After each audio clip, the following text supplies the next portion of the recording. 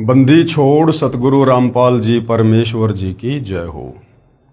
परमपिता परमात्मा सारी सृष्टि के रचनहार कुल मालिक असंख्य ब्रह्मांडों के स्वामी जगत गुरु तीनों लोकों में प्रवेश करके सबका धारण पोषण करने वाले राजाधीराज आत्माधार नाथों के नाथ देवों के देव महादेव सर्वेश्वर महेश्वर मृत्युंजय अजरो अमर आदि अनादि सनातनी प्रभु जगत पिता जगदीश्वर श्री श्री 1008 की उपाधि के वास्तविक अधिकारी अकाल मूर्त शब्द स्वरूपी राम वासुदेव सर्वगतम ब्रह्म परम पूज्य प्रथम पूज्य परम संत परम पुरुष परम धनी परम दयालु सत्य कबीर हक्का कबीर अल्लाहु कबीर अल्लाहु अकबर बाखबर अल्लाह ताला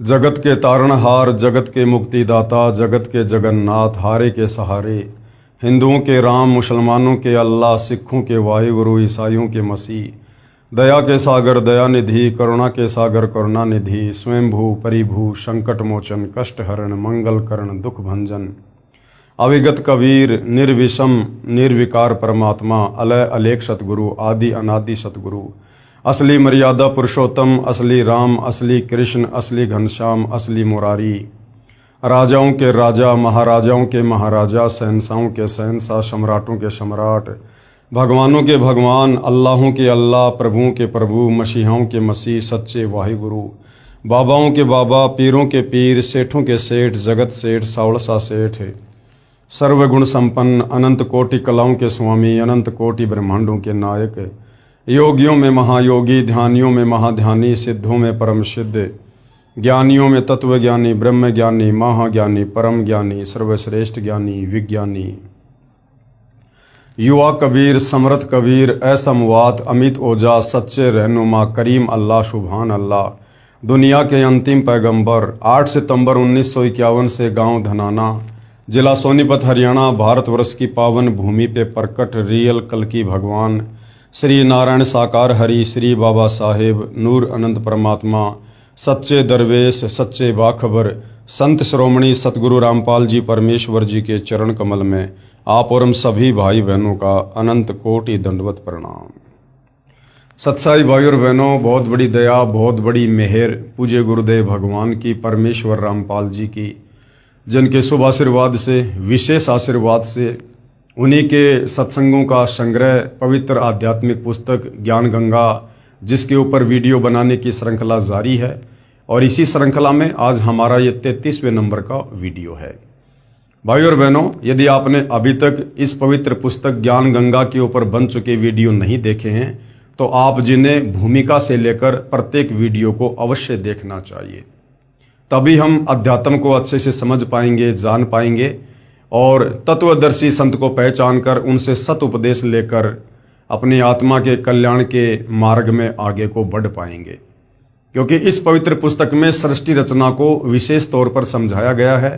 जब तक हम सृष्टि रचना को नहीं समझेंगे, सृष्टि रचना पर सर्वधर्म शास्त्रों से प्रमाण देखकर विश्वास नहीं करेंगे, तब तक हम भक्ति मार्ग पर कभी भी दृढ़ होकर आगे नहीं बढ़ सकते। क्योंकि सृष्टि रचना भक्ति मार्ग की चाबी है। साथ ही हमने अध्यात्म के विषय में इस पवित्र पुस्तक से और भी बहुत कुछ जाना है समझा है, क्योंकि ये पवित्र पुस्तक प्रत्येक धर्म के प्रत्येक धर्मशास्त्र के ज्ञान से प्रमाणित है। इस पवित्र पुस्तक में सुई की नोक रखने जितनी कमी निकालने में किसी धर्म का कोई भी धर्म गुरु सक्षम नहीं है। ये बात अलग है कि अपनी नादानी मंदबुद्धिता और तत्वज्ञानहीनता के चलते चाहे कोई पूरी पुस्तक को ही रिजेक्ट क्यों ना कर दे, लेकिन सत्य हमेशा सत्य ही रहेगा।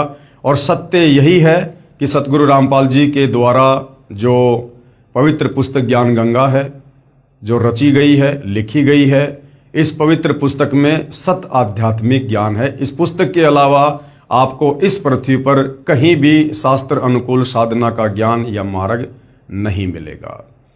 तो भाई और बहनों, पवित्र वेदों से पवित्र गीता जी से मुसलमान भाइयों की तौरात जबूर इंजिल कुरान शरीफ कुरान मजीद से सिख भाइयों के गुरु ग्रंथ साहिब से और ईसाइयों की पवित्र बाइबल से सतगुरु रामपाल जी ने सृष्टि रचना को और आध्यात्मिक ज्ञान को प्रमाणित कर दिया है कि परमात्मा कौन है, कैसा है, कहाँ रहता है, कैसे दिखता है और वो परमात्मा कैसे मिलता है। उसके बाद भाई और बहनों, परमात्मा चाहने वाली आत्मा के हृदय में किसी प्रकार का कोई भी संशय भक्ति मार्ग को लेकर नहीं रह जाएगा यदि निष्पक्ष होकर धैर्य के साथ इस पवित्र पुस्तक ज्ञान गंगा को पढ़ लिया जाए या इस पर बन चुके तमाम वीडियो देख लिए जाएं। तो आज का हमारा जो टॉपिक है वो इन पुराणों को लेकर है कि इन पुराणों में वेदों के अनुसार, गीता जी के अनुसार क्या ज्ञान है और वो ज्ञान भक्ति मार्ग में हमारे कितना काम का है, उसके ऊपर आज हमारा विषय चल रहा है।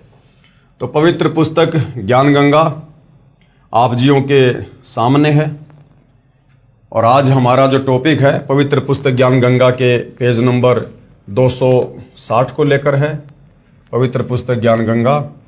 और आज का जो विषय है वो है श्री ब्रह्मा जी तथा श्री विष्णु जी का युद्ध, जिनको हम परम शक्ति मानकर पूज रहे थे तत्व ज्ञान के अभाव में। श्री ब्रह्मा, श्री विष्णु, श्री शंकर जी को, इनसे ऊपर हम किसी को ना मानते थे ना हम जानते थे। जैसा हमारे नादान तत्व ज्ञानहीन धर्म गुरुओं ने हमें अध्यात्म का पाठ पढ़ाया था आधा अधूरा, उस आधार से हमने इन तीनों देवताओं को अजरो, अविनाशी, मृत्युंजय, कालंजय, सर्वेश्वर सब कुछ मान रखा था। अब इन्हीं पवित्र पुराणों से और इन्हीं तीनों देवताओं की जन्म हिस्ट्री से हमें पता चला कि ये तो नाशवान है, इन तीनों देवताओं का जन्म और मृत्यु होता है, ये अजरो अविनाशी नहीं है, ये नित्य नहीं है, ये सारी सृष्टि के पालन पोषण करता, उत्पत्ति करता नहीं है। इनके ऊपर तो इनकी माता दुर्गा है, दुर्गा से ऊपर ब्रह्मा विष्णु महेश का पिता काल ब्रह्म है। और वास्तव में जिस परमेश्वर को मारने में कोई भी सक्षम नहीं है, जिसको पुरुषोत्तम की संज्ञा दी जाती है, वो तो कबीर देव है, कबीर परमेश्वर है, परम अक्षर ब्रह्म है।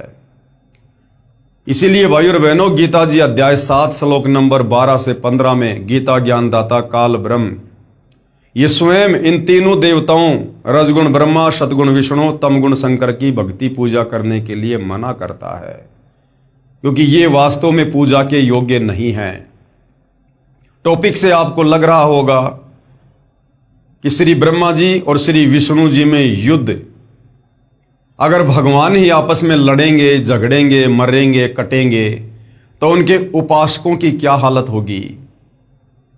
अगर ये भगवान खुद लड़ाई झगड़ा कर रहे हैं आपस में, तो सोचिए भाई और बहनों, इनकी पूजा करके हमें कैसे मुक्ति मिलेगी, हमारी आत्मा का कल्याण कैसे संभव है। तो जानते हैं श्री ब्रह्मा जी तथा श्री विष्णु जी का युद्ध किस बात को लेकर हुआ।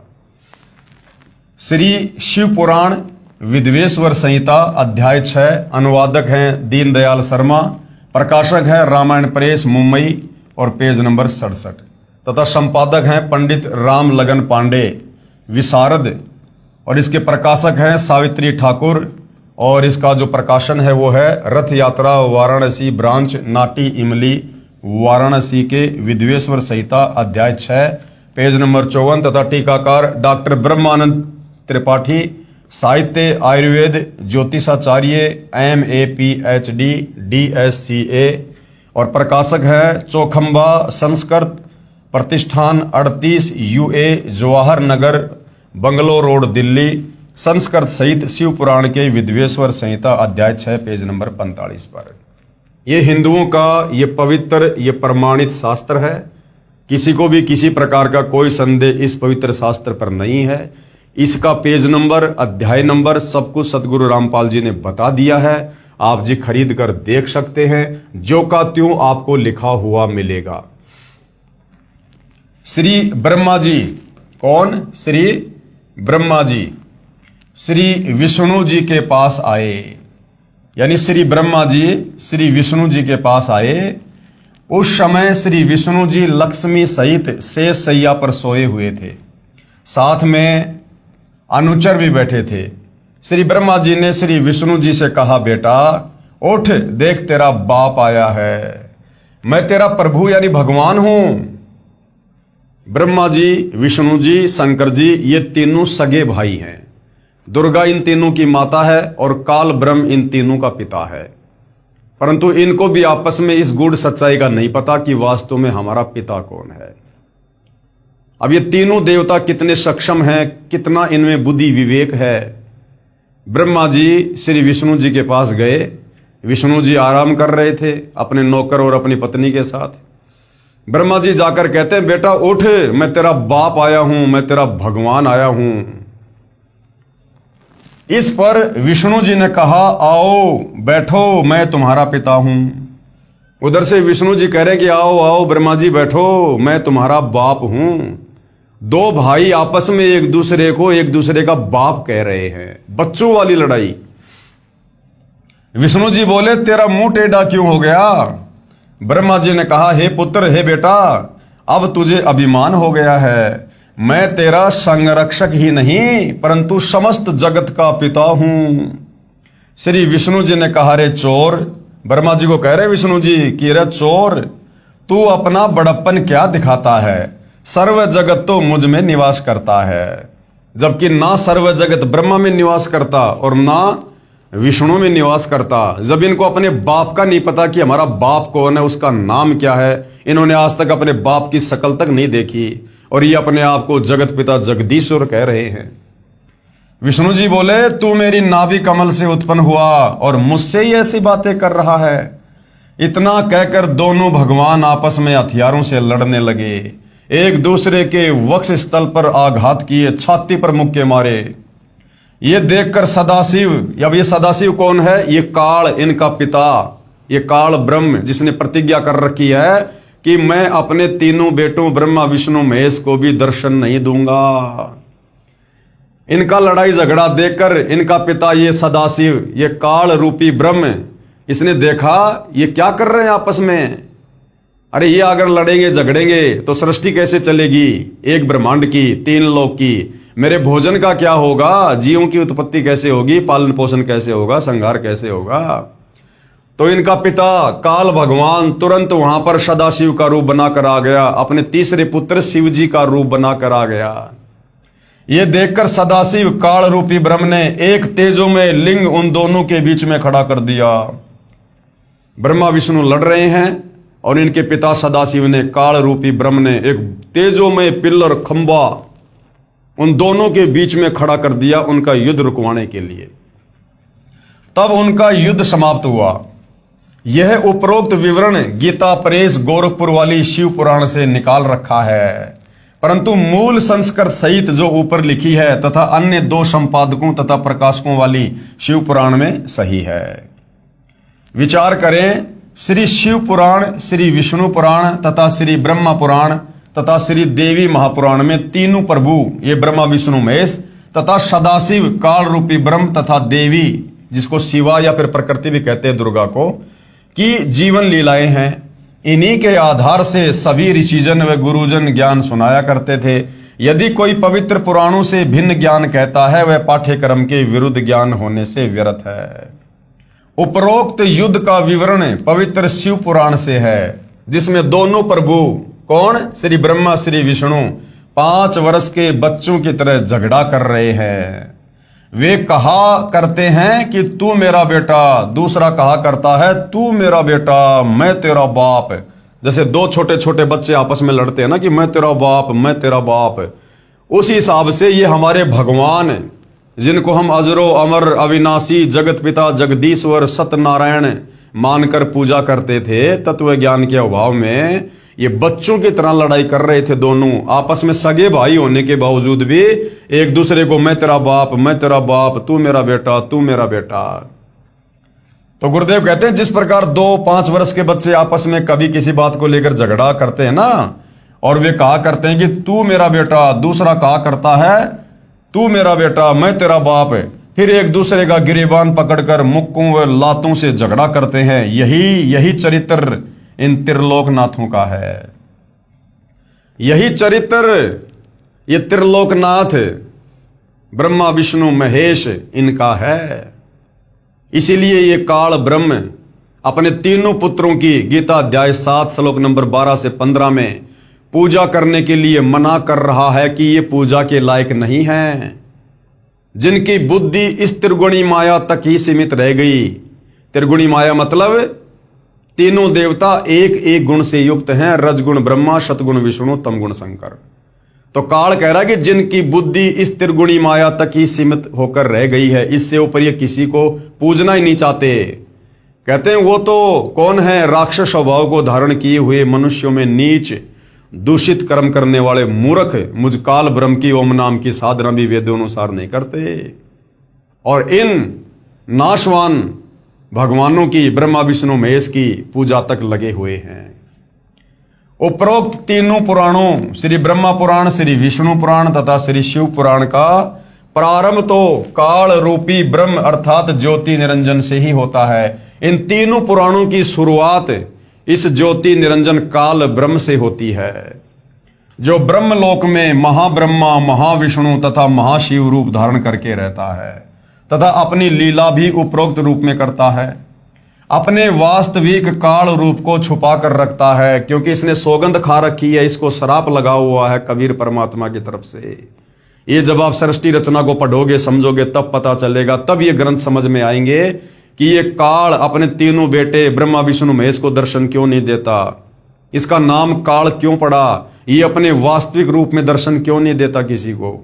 क्योंकि कबीर परमेश्वर ने इसने जो गलती सतलोक में की थी, उसकी एवज में इसे प्रतिदिन 1 लाख मानव शरीरधारी आत्माओं के सूक्ष्म शरीर से निकली वासना, गंध, मैल उसे तपतशिला पर भून भून कर खाने का श्राप लगा हुआ है।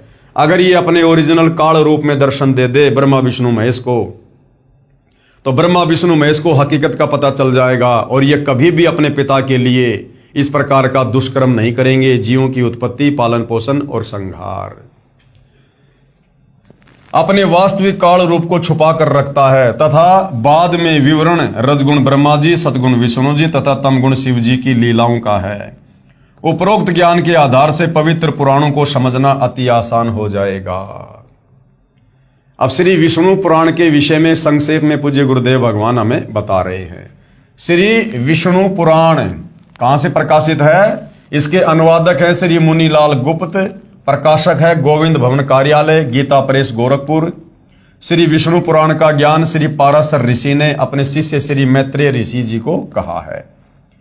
श्री पाराशर ऋषि जी ने शादी होते ही गृह त्याग कर वन में साधना करने का दृढ़ संकल्प किया। ये पाराशर ऋषि कौन है? ये वेद व्यास जी के पिता हैं।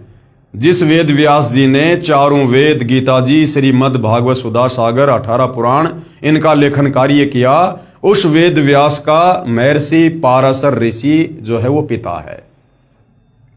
श्री पाराशर ऋषि जी ने शादी होते ही घर त्याग कर वन में साधना करने का दृढ़ संकल्प किया।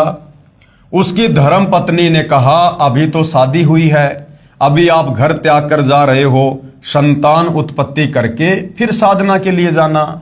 तब श्री पाराशर ऋषि ने कहा कि साधना करने के पश्चात संतान उत्पन्न करने से नेक संस्कार की संतान उत्पन्न होगी। मैं कुछ समय उपरांत आपके लिए अपनी शक्ति यानी वीर्य किसी पक्षी के द्वारा भेज दूंगा। अब देखना भाई और बहनों, ये पवित्र पुराण हमें क्या निष्कर्ष देंगे, जिनको हम बड़े बड़े ऋषि, महात्मा, संत, मुनि जानकर फिदा हो जाया करते थे कि बस इन्होंने तो भगवान पा लिया। इनका अपने ऊपर भी कंट्रोल नहीं था, अपने तीनों गुणों पर इन ऋषियों का कंट्रोल नहीं था। अब वेद व्यास का पिता पाराशर ऋषि, श्री विष्णु पुराण का लेखक, विष्णु पुराण का ज्ञान बोलने वाला, आप देखिए किस प्रकार से काल इसको ठगेगा। अपनी ही बेटी के साथ में ये पाराशर ऋषि दुष्कर्म करेगा, शारीरिक संबंध बनाएगा, और उसी से वेद व्यास ऋषि की फिर उत्पत्ति होगी। देखिएगा, मैं कुछ समय उपरांत आपके लिए अपनी शक्ति किसी पक्षी के द्वारा भेज दूंगा, आप उसे ग्रहण कर लेना। यह कहकर घर त्याग कर वानप्रस्थ हो गया। 1 वर्ष साधना के उपरांत अपना वीर्य निकालकर एक वृक्ष के पत्तर में बंद करके अपनी मंत्र शक्ति से शुक्राणु रक्षा करके और एक कौवे से कहा कि ये पत्थर मेरी पत्नी को देकर आओ। भाई और बहनों, कोई बड़ी बात नहीं, ये आध्यात्मिक शक्तियां होती हैं, इनसे बहुत कुछ हो जाता है, सब कुछ हो जाता है। अब वर्तमान में भक्ति रही नहीं, जिस कारण से इस कलयुग में लोगों ने विज्ञान का सहारा लेना पड़ रहा है।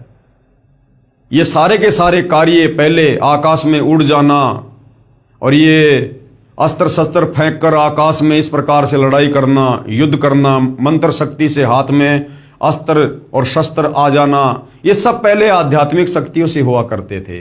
अब वर्तमान में भक्ति किसी के पास रही नहीं, जिस कारण से अब विज्ञान ने अपना रूप ले लिया। कौवा उसे लेकर दरिया के ऊपर से उड़ा जा रहा था। उसकी चोंच से वह पत्थर दरिया में गिर गया। उसे एक मछली ने खा लिया। कुछ महीनों उपरांत उस मछली को एक मल्हा ने पकड़कर काटा। उसमें से एक लड़की निकली। मल्हा ने लड़की का नाम सत्यवती रखा। वही लड़की मछली के उदर से उत्पन्न होने के कारण मछोदरी नाम से भी जानी जाती थी। नाविक ने सत्यवती को अपनी पुत्री रूप में पाला। अब बहुत सारे भाई बहन जो आध्यात्मिक शक्ति से अपरिचित हैं, धर्मशास्त्रों से अपरिचित हैं, नास्तिकता की ओर जा रहे हैं, विज्ञान को अपना सब कुछ मान रहे हैं, वो इस प्रकार की बातें सुनेंगे तो हंसेंगे कि मछली के पेट से और लड़की कैसे उत्पन्न हो सकती है, ये तो विज्ञान के अनुसार हो ही नहीं सकता। अरे विज्ञान है क्या मेरे भाई? विज्ञान इस परमेश्वर की आध्यात्मिक शक्ति के आगे चरणों की धूल के बराबर भी नहीं है। इस आध्यात्मिक शक्ति से कुछ भी हो सकता है। बिना मछली के भी बच्चा उत्पन्न हो सकता है। महर्षि वाल्मीकि ने जब सीता को श्री रामचंद्र जी ने जंगल में निकाल दिया था, एक घास का एक तिनका लेकर अपनी वचन शक्ति से और एक लड़का उत्पन्न कर दिया था, जिसका नाम रखा था कुश। कुश का मतलब होता है घास का तिनका। भाई कुछ भी हो सकता है। एक रक्त बीज नाम का राक्षस था। उसके शरीर से जब रक्त नीचे गिरता था, हर ड्रॉप में एक राक्षस उत्पन्न हो जाया करता था। तो भाइयों और बहनों, ये आध्यात्मिक शक्तियां हैं। आप और हम भक्ति मार्ग से बहुत दूर चले गए थे। अब धीरे धीरे सतगुरु रामपाल जी के आशीर्वाद से हम वापस अध्यात्म की ओर लौट रहे हैं। तब हमें विश्वास होगा कि अध्यात्म में परमेश्वर के आशीर्वाद से, उनकी शक्ति से कुछ भी हो सकता है। नाविक ने सत्यवती को अपनी पुत्री रूप में पाला। उस कौवे ने वापस जाकर श्री पाराशर जी को सर्व वृतांत बताया।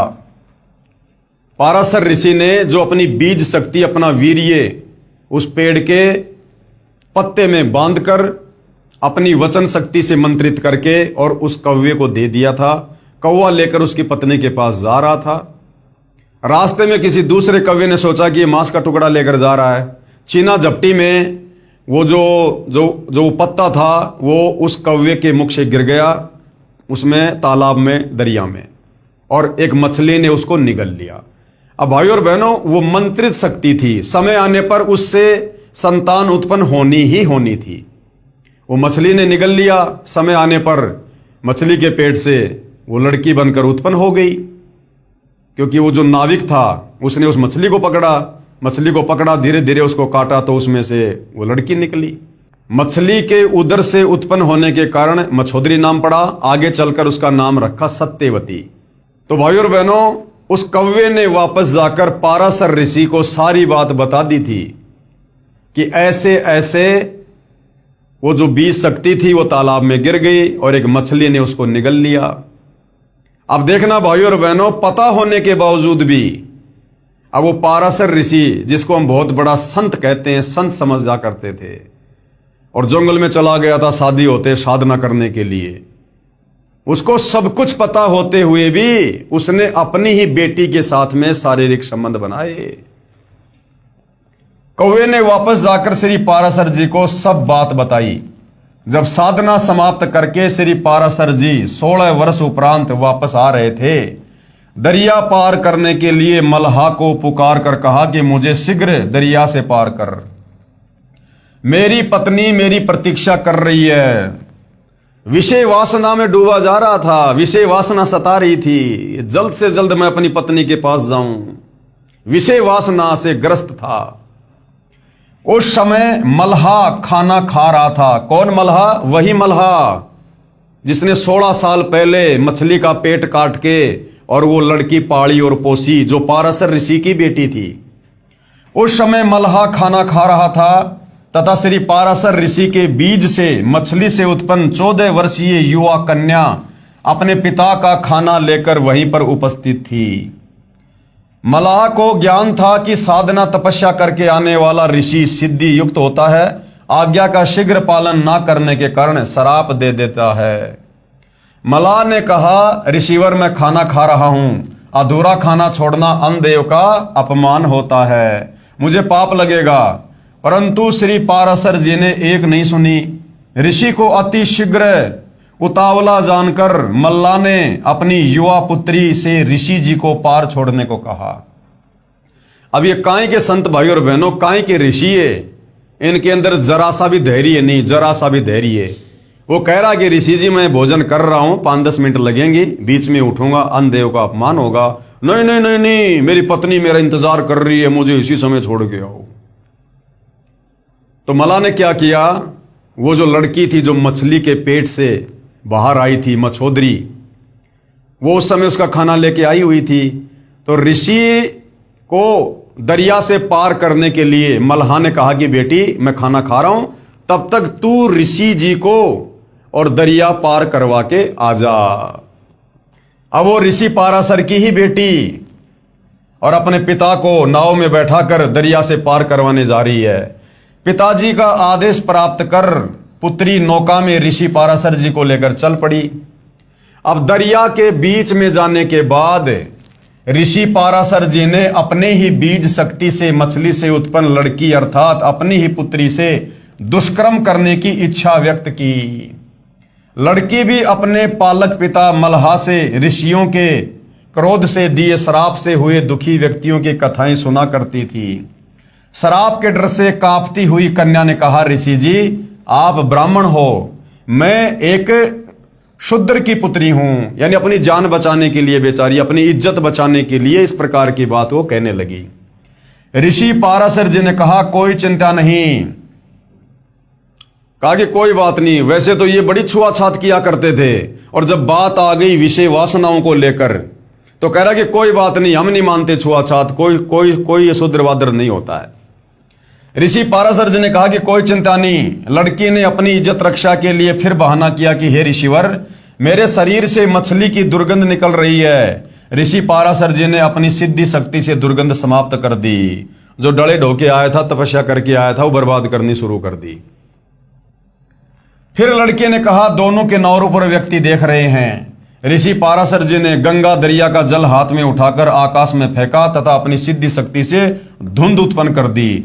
यानी वो कुकर्म उसने पाराशर ने करना ही करना था, जिनको हम ऋषि समझा करते थे भाई और बहनों।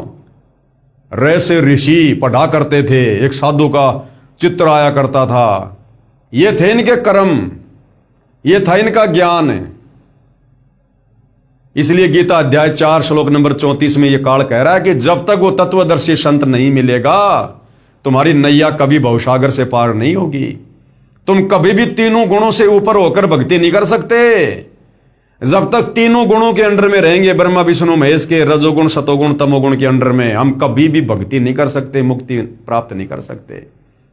तो ये जितने बड़े बड़े ऋषि महात्मा संत साधु योगी थे, ये सब ब्रह्मा विष्णु महेश के तीनों गुणों से प्रभावित थे। अपना मनोरथ पूरा किया, यानी अंत में पाराशर ऋषि ने अपना मुंह काला किया।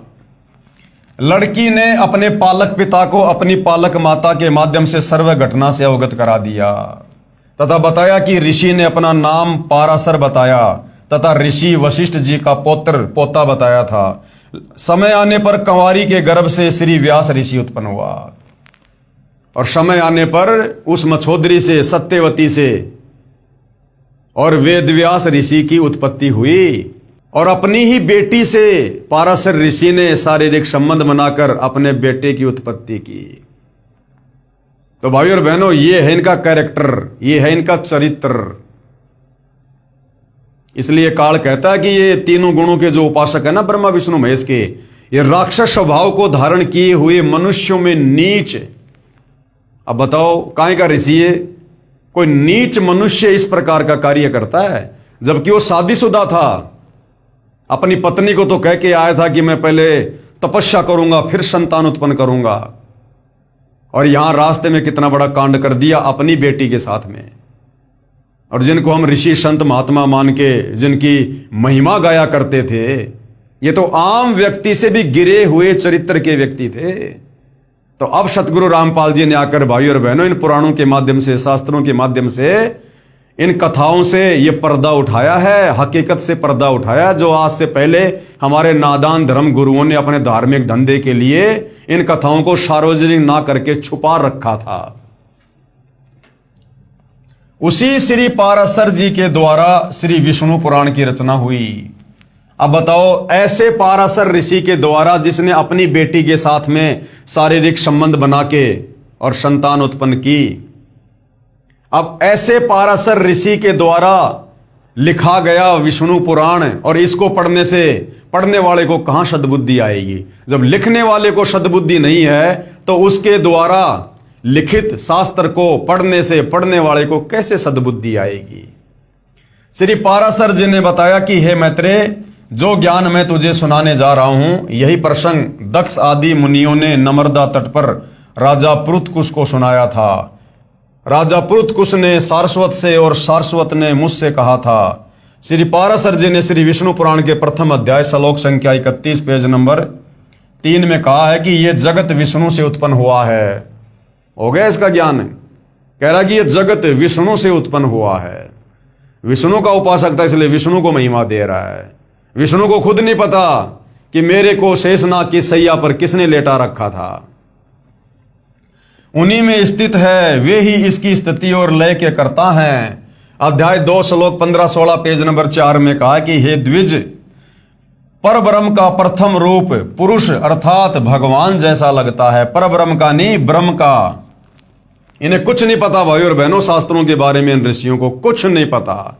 ब्रह्म को ये परब्रह्म कह रहे हैं। ब्रह्म यानी काल का प्रथम रूप तो भगवान जैसा लगता है, परंतु व्यक्त महाविष्णु रूप में प्रकट होना तथा अव्यक्त अदृश्य रूप में वास्तविक काल रूप में 21वें ब्रह्मांड में रहना उसके अन्य रूप हैं तथा काल उसका परम रूप है। भगवान विष्णु जो काल रूप में तथा व्यक्त और अव्यक्त रूप से स्थिर होते हैं, ये उनकी बालवत लीला है। कोई लीला वाला नहीं है। परमात्मा का श्राप लगा हुआ है, अपना कर्म भोग रहा है। पाराशर ऋषि उसको लीला बता रहा है। अध्याय 2 श्लोक 27 पेज नंबर 5 में कहा कि हे मैत्रेय, प्रलय काल में प्रधान अर्थात प्रकृति के साम्य अवस्था में स्थित हो जाने पर, अर्थात पुरुष के प्रकृति से अलग स्थित हो जाने पर विष्णु भगवान का काल रूप प्रवृत्त होता है। अध्याय 2 श्लोक 28 से 30 पेज नंबर 5 पर क्या लिखा है? तदंतर यानी उसके बाद सर्ग काल उपस्थित होने पर उन परब्रह्म नहीं ब्रह्म, उस ब्रह्म यानी काल रूपी परमात्मा विश्व रूप सर्वव्यापी सर्वभूतेश्वर सर्वात्मा परमेश्वर ने अपनी इच्छा से विकारी प्रधान और अविकारी पुरुष में प्रविष्ट होकर उनको शोभित किया। जिस प्रकार क्रियाशील न होने पर भी गंध अपनी सनिधि मात्र से ही प्रधान व पुरुष को प्रेरित करते हैं। विशेष श्लोक संख्या 28 से 30 में स्पष्ट किया है कि प्रकृति यानी दुर्गा तथा पुरुष यानी काल प्रभु से अन्य कोई और परमेश्वर है जो इन दोनों को पुनः सृष्टि रचना के लिए प्रेरित करता है। अध्याय 2 पेज नंबर 8 पर श्लोक 66 में लिखा है, वही प्रभु विष्णु सृष्टा ब्रह्मा होकर अपनी ही सृष्टि करते हैं। श्लोक संख्या 17 में लिखा है, भगवान विष्णु ही ब्रह्मा आदि अवस्थाओं द्वारा रचने वाले हैं। वे ही रचे जाते हैं और स्वयं भी संगत अर्थात मरते हैं। अध्याय 4 श्लोक 4 पेज 11 पर लिखा है कि कोई अन्य परमेश्वर है जो ब्रह्मा शिव आदि ईश्वरों के भी ईश्वर हैं। अध्याय 4 श्लोक 14, 15, 27, 22 पेज नंबर 11, 12 पर लिखा है, पृथ्वी बोली, हे काल स्वरूप आपको नमस्कार हो। हे प्रभु, आप ही जगत की सृष्टि आदि के लिए ब्रह्मा विष्णु और रुद्र रूप धारण करने वाले हैं। आपका जो रूप अवतार रूप में प्रकट होता है उसी की देवगण पूजा करते हैं। आप ही ओंकार हैं। अध्याय 4 श्लोक 50 पेज नंबर 14 पर लिखा है, फिर उन भगवान हरि ने रजोगुण युक्त होकर चतुर्मुखधारी ब्रह्मा रूप धारण कर सृष्टि की रचना की। उपरोक्त विवरण से सिद्ध हुआ कि ऋषि पाराशर जी ने सुना सुनाया ज्ञान अर्थात लोक वेद के आधार पर श्री विष्णु पुराण की रचना की है, क्योंकि वास्तविक ज्ञान पूर्ण परमात्मा ने प्रथम सतयुग में स्वयं प्रकट होकर श्री ब्रह्मा जी को दिया था। श्री ब्रह्मा जी ने कुछ ज्ञान तथा कुछ स्वयं निर्मित काल्पनिक ज्ञान अपने वंशजों को बताया। एक दूसरे से सुनते सुनाते ही लोकवेद श्री पाराशर जी को प्राप्त हुआ। श्री पाराशर जी ने विष्णु को काल भी कहा है तथा परब्रह्म भी कहा है। उपरोक्त विवरण से यह भी सिद्ध हुआ कि विष्णु अर्थात ब्रह्म स्वरूप काल अपनी उत्पत्ति ब्रह्मा विष्णु तथा शिव रूप से करके सृष्टि उत्पन्न करते हैं। ब्रह्म यानी काल ही ब्रह्मलोक में 3 रूप में प्रकट होकर लीला करके छल करता है, वहां स्वयं भी मरता है। विशेष जानकारी के लिए कृपया पढ़ें प्रलय की जानकारी पुस्तक गहरी नजर गीता में अध्याय 8 श्लोक 17 की व्याख्या में। उसी ब्रह्मलोक में 3 स्थान बनाए हैं। इस काल ने ब्रह्मलोक में 3 गुप्त स्थान बनाए हैं जहां पर यह दुर्गा के सहयोग से तीनों पुत्रों की उत्पत्ति करता है। एक रजोगुण प्रधान, उसमें यही काल रूपी ब्रह्म अपना ब्रह्मा रूप धारण करके रहता है तथा अपनी पत्नी दुर्गा को साथ रखकर एक रजोगुण प्रधान पुत्र उत्पन्न करता है, उसका नाम ब्रह्मा रखता है।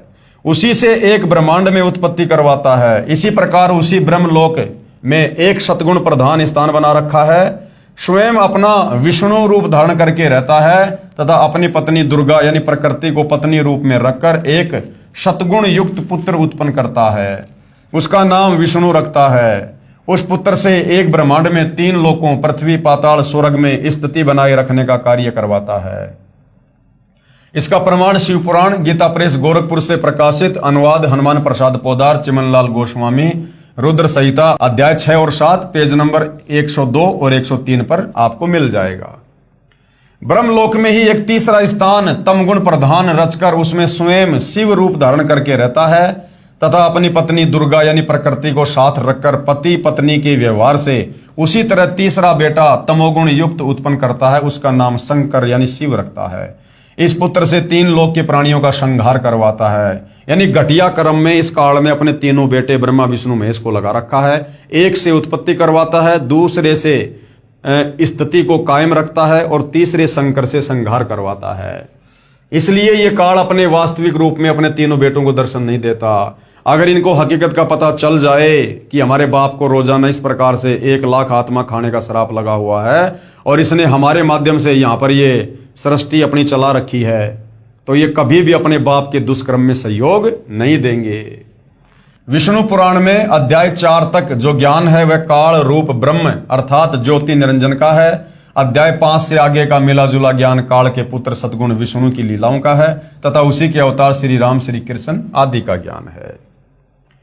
विचार करने की बात है कि श्री विष्णु पुराण का वक्ता श्री पाराशर ऋषि है और यही ज्ञान दक्ष आदि ऋषियों से पुरुकुत्स ने सुना, पुरुकुत्स से सारस्वत ने सुना तथा सारस्वत से श्री पाराशर ऋषि ने सुना। वह ज्ञान श्री विष्णु पुराण में लिपिबद्ध किया गया जो आज अपने कर कमलों में है। इसमें केवल एक ब्रह्मांड का ज्ञान भी अधूरा है। श्री देवी पुराण, श्री शिव पुराण आदि पुराणों का ज्ञान भी ब्रह्मा जी का दिया हुआ है। श्री पाराशर वाला ज्ञान श्री ब्रह्मा जी द्वारा दिए ज्ञान के समान नहीं हो सकता। इसलिए श्री विष्णु पुराण को समझने के लिए देवी पुराण तथा श्री शिव पुराण का सहयोग लिया जाएगा, क्योंकि यह ज्ञान दक्ष आदि ऋषियों के पिता श्री ब्रह्मा जी का दिया हुआ है। श्री देवी पुराण तथा श्री शिव पुराण को समझने के लिए श्रीमद् भगवत गीता तथा 4 वेदों का सहयोग लिया जाएगा, क्योंकि ये ज्ञान स्वयं भगवान काल रूपी ब्रह्म द्वारा दिया गया है, जो ब्रह्मा विष्णु तथा शिव जी का उत्पत्ति करता अर्थात पिता है। पवित्र वेदों तथा पवित्र श्रीमद् भगवत गीता जी के ज्ञान को समझने के लिए सवसम वेद अर्थात सूक्ष्म वेद का सहयोग लेना होगा। सूक्ष्म वेद है 5वां वेद, आदरणीय गरीबदास जी का सदग्रंथ साहिब और कबीर सागर, जो काल रूपी ब्रह्म के उत्पत्ति करता अर्थात पिता परम अक्षर ब्रह्म अर्थात कबीर देव का दिया हुआ है, जो कबीर गिरबी अर्थात कबीर वाणी द्वारा स्वयं सत्य पुरुष ने प्रकट होकर बोला था। ऋग्वेद मंडल 9 सूक्त 96 मंत्र 16 से 20 तक इसका प्रमाण है। आगे श्री ब्रह्मा पुराण। अब श्री ब्रह्मा पुराण के विषय में पूज्य गुरुदेव भगवान क्या समझा रहे हैं। इस पुराण के वक्ता श्री लोम हर्षण ऋषि जी हैं, जो श्री व्यास ऋषि जी के शिष्य हुए हैं, जिन्हें सूत जी भी कहा जाता है। श्री लोम हर्षण जी अर्थात सूत जी ने बताया कि ये ज्ञान पहले श्री ब्रह्मा जी ने दक्ष आदि श्रेष्ठ मुनियों को सुनाया था, वही मैं सुनाता हूं। इस पुराण के सृष्टि के वर्णन नामक अध्याय में पेज नंबर 227 से 279 तक कहा है कि श्री विष्णु जी सर्व विश्व के आधार हैं, जो ब्रह्मा विष्णु तथा शिव रूप से जगत की उत्पत्ति तथा पालन तथा संहार करते हैं। उस भगवान विष्णु को मेरा नमस्कार। और शुरुआत में इतना बड़ा झूठ बोल रखा है, श्री विष्णु जी को सारी सृष्टि का जगत पिता और पालक बता दिया गया है। क्योंकि भाई और बहनों, इनको सृष्टि रचना का ज्ञान नहीं था, इनको तत्वदर्शी संत प्राप्त नहीं था। इसलिए सतगुरु रामपाल जी बार बार कहते हैं कि भाई जब तक आप सृष्टि रचना को नहीं समझोगे, आप किसी भी शास्त्र को नहीं समझ पाओगे। जो नित्य सदसत स्वरूप तथा कारणभूत अव्यक्त प्रकृति है, उसी को प्रधान कहते हैं। उसी से पुरुष ने इस विश्व का निर्माण किया। कौन पुरुष ने? काल पुरुष ने, दुर्गा यानी प्रकृति के साथ मिलकर। अमित तेजस्वी ब्रह्मा जी को ही पुरुष समझो। अब यहां पर ये ब्रह्मा जी को कह रहे हैं कि भाई यही परमात्मा, यही भगवान है। वे समस्त प्राणियों की सृष्टि करने वाले तथा भगवान नारायण के आश्रित हैं। स्वयंभू भगवान नारायण ने, अब बताओ, विष्णु जी को तो स्वयंभू कह रहे हैं, जबकि काल और दुर्गा ने पति पत्नी व्यवहार करके इसकी उत्पत्ति की है। लेकिन सूत जी यहां पर अपनी अज्ञानता के चलते, सृष्टि रचना का ज्ञान ना होने के चलते क्या कह रहे हैं? स्वयंभू यानी स्वयं प्रकट होने वाले भगवान नारायण ने जल की सृष्टि की। नारायण से उत्पन्न होने के कारण जल को नार कहा जाने लगा, जबकि वास्तव में वेदों में नारायण कबीर परमात्मा जी को कहा गया है। क्योंकि कबीर परमेश्वर चारों युगों में सतलोक से चलकर शिशु रूप में किसी तालाब पर यानी जल पर कमल के विकसित फूल पर प्रकट होते हैं, जिस कारण परमेश्वर को नार प्लस आयन यानी जल पर प्रकट होकर आने वाले परमेश्वर को नारायण कहते हैं। तो असल में नारायण कौन है? कबीर परमात्मा। भगवान ने सर्वप्रथम जल पर विश्राम किया, इसलिए भगवान को नारायण कहा जाता है। भगवान ने जल में अपनी शक्ति छोड़ी, उससे एक सुवर्ण में अंड प्रकट हुआ, उसी में स्वयंभू ब्रह्मा जी की उत्पत्ति हुई। अब ये क्या है कि खिचड़ी ज्ञान बना दिया भाई और बहनों।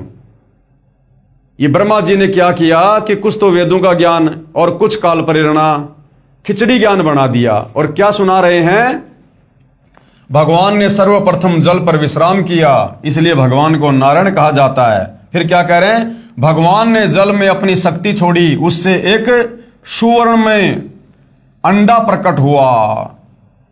अब असल में सृष्टि रचना गुरुदेव ने बताया कि परमात्मा ने अक्षर पुरुष को निंद्रा से जगाने के लिए उस मानसरोवर से जल अपने हाथ में लिया, अपनी वचन शक्ति से अंडा बनाया, उसमें एक आत्मा प्रवेश की और उस मानसरोवर में छोड़ी। और जब छोड़ा तो उस अक्षर पुरुष ने गुस्से से अंडे की तरफ देखा तो अंडा दो भाग हो गया, उसमें से ये ज्योति निरंजन निकला, ये ब्रह्म, ये काल। अब ब्रह्मा यहां पर खिचड़ी करके और बता रहा है। भगवान ने जल में अपनी शक्ति छोड़ी, उससे एक सुवर्ण में अंड प्रकट हुआ, उसी में स्वयंभू ब्रह्मा जी की उत्पत्ति हुई। ऐसा सुना जाता है, ऐसा सुना जाता है, कन्फर्म नहीं है, ऐसा सुना जाता है। 1 वर्ष तक अंडे में निवास करके श्री ब्रह्मा जी ने उसके 2 टुकड़े कर दिए, एक से धूलोक बन गया और दूसरे से भूलोक बन गया। ये है इनकी सृष्टि रचना देवताओं की, ये हमारे देवताओं की और ऋषि मुनियों की सृष्टि रचना है। देख लो भाई और बहनों। तत्पश्चात ब्रह्मा जी ने अपने रोष से रुद्र को प्रकट किया। उपरोक्त ज्ञान ऋषि लोमहर्षण यानी सूत जी का कहा हुआ है, जो सुना सुनाया लोक वेद है, जो पूर्ण नहीं है। क्योंकि वक्ता कह रहा कि ऐसा सुना जाता है, इसलिए पूर्ण जानकारी के लिए श्री देवी महापुराण, श्री शिव महापुराण, श्री मद भगवत गीता तथा चारों वेद और पूर्ण परमात्मा द्वारा तत्व ज्ञान जो शवशम वेद अर्थात कबीर वाणी कहा जाता है, उसके लिए पढ़िए गहरी नजर गीता में परमेश्वर का सार संदेश परिभाषा प्रभु की तथा पुस्तक यथार्थ ज्ञान प्रकाश में। वास्तविक ज्ञान को स्वयं कलयुग में प्रकट होकर कबीर परमेश्वर जी ने अपने खास सेवक श्री धर्मदास साहिब जी बांधवगढ़ वाले को पुनः ठीक बताया। यानी ये सृष्टि रचना का ज्ञान जो ये देवी देवता आधा अधूरा ये खिचड़ी करके जगत को दे रहे थे सतयुग से 650 साल पहले कबीर परमेश्वर जी ने बनारस के काशी में प्रकट होकर 120 वर्ष तक परमेश्वर ने लीला की, अपने तत्व ज्ञान का प्रचार किया और अपने खास सेवक श्री धर्मदास जी को पूरा ज्ञान ठीक बताया और कबीर सागर नामक ग्रंथ में लिपिबद्ध करवाया। श्री पाराशर जी ने काल ब्रह्म को परब्रह्म भी कहा है तथा ब्रह्म भी तथा विष्णु भी कहा है तथा इसी को अनादि अर्थात अमर भी कहा है। इस ब्रह्म अर्थात काल का जन्म मृत्यु नहीं होती, इसी से ऋषि की बाल बुद्धि सिद्ध होती है। यानी पाराशर ऋषि को कुछ ज्ञान नहीं है, ना ब्रह्म के बारे में, ना परब्रह्म के बारे में, ना पूर्ण ब्रह्म के बारे में, ना सृष्टि रचना के बारे में।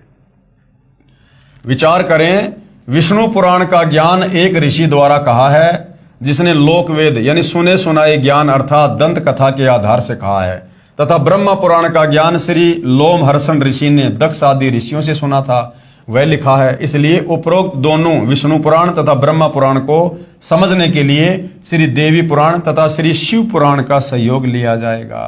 यानी भाई और बहनों, यह आध्यात्मिक ज्ञान किस कदर उलझा हुआ है। मालिक की वाणी है ना, 9 मन सूत उलझिया ऋषि रहे झकमार।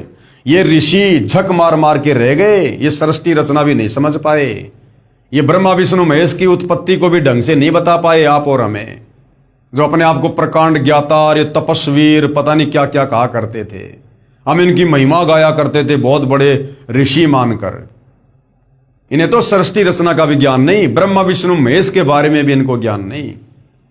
तो कितना उलझा हुआ ज्ञान था भाई और बहनों। ये परमेश्वर के बिना कोई सुलझा नहीं सकता। 9 मन सूत उलझिया ऋषि रहे जकमार, और सतगुरु ऐसा सुलझा दे फिर उलझे न दूजी बार। तो देखो सतगुरु रामपाल जी ने किस प्रकार से किस ग्रंथ का सहारा लेकर और किस प्रकार से किस ग्रंथ की सही सही व्याख्या करनी पड़ रही है। कौन समझा दे, कौन सुलझा दे। ये ऋषि ये केवल उलझा सकते हैं, सुलझाने का काम नहीं है। सुलझा तो वही सकता है जिसने सर्व सृष्टि को उत्पन्न किया, वास्तव में जो नारायण है। तो कबीर भगवान सतगुरु रामपाल जी ने वर्तमान में इस कलयुग में उलझे हुए शास्त्रों को सुलझाया है, जो स्वयं श्री ब्रह्मा जी ने अपने पुत्र नारद जी को सुनाया, जो श्री व्यास ऋषि के द्वारा ग्रहण हुआ तथा लिखा गया। अन्य पुराणों का ज्ञान श्री ब्रह्मा जी के ज्ञान के समान नहीं हो सकता, इसलिए अन्य पुराणों को समझने के लिए देवी पुराण तथा श्री शिव पुराण का सहयोग लिया जाएगा, क्योंकि यह ज्ञान दक्ष आदि ऋषियों के पिता श्री ब्रह्मा जी का दिया हुआ है। श्री देवी पुराण तथा श्री शिव पुराण को समझने के लिए श्रीमद् भगवद गीता तथा चारों वेदों का सहयोग लिया जाएगा, क्योंकि यह ज्ञान स्वयं भगवान काल रूपी ब्रह्म द्वारा दिया गया है, काट छांट करके, जो ब्रह्मा विष्णु तथा शिव जी का उत्पत्ति करता अर्थात वो पिता है।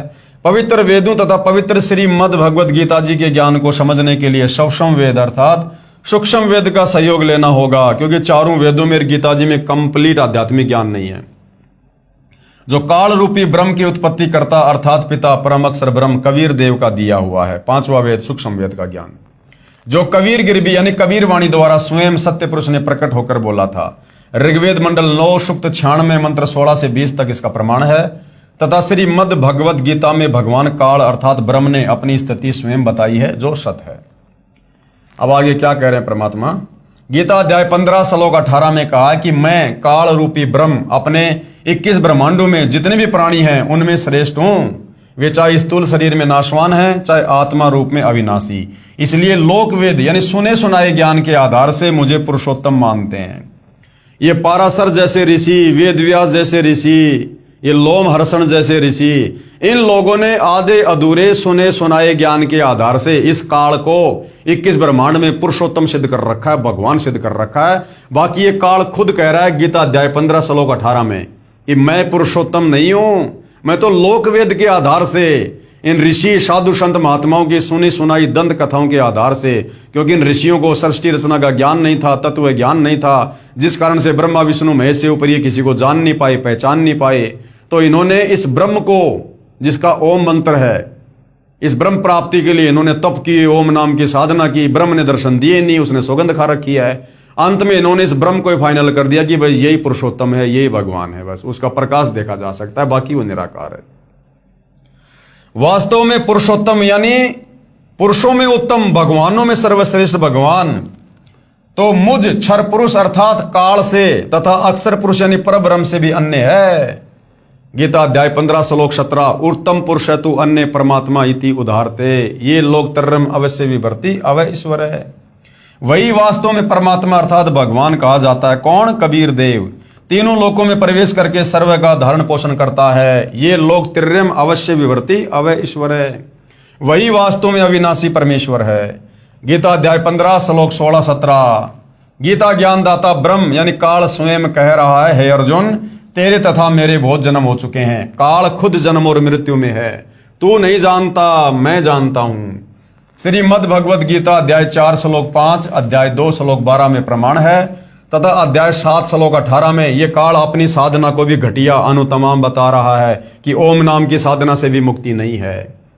अध्याय 7 श्लोक 18 में अपनी साधना को भी अनुतमाम अति अश्रेष्ठ कहा है। इसलिए अध्याय 18 श्लोक 62 में कहा कि हे अर्जुन, सर्व भाव से सारी भक्ति छोड़कर मेरी काल की ब्रह्मा विष्णु महेश की उस परमेश्वर की शरण में जा, यानी उस परमेश्वर की पूजा कर, उसकी भक्ति कर, जिसकी कृपा से ही तू परम शांति को प्राप्त होगा तथा कभी न नष्ट होने वाले लोक अर्थात सतलोक को प्राप्त होगा।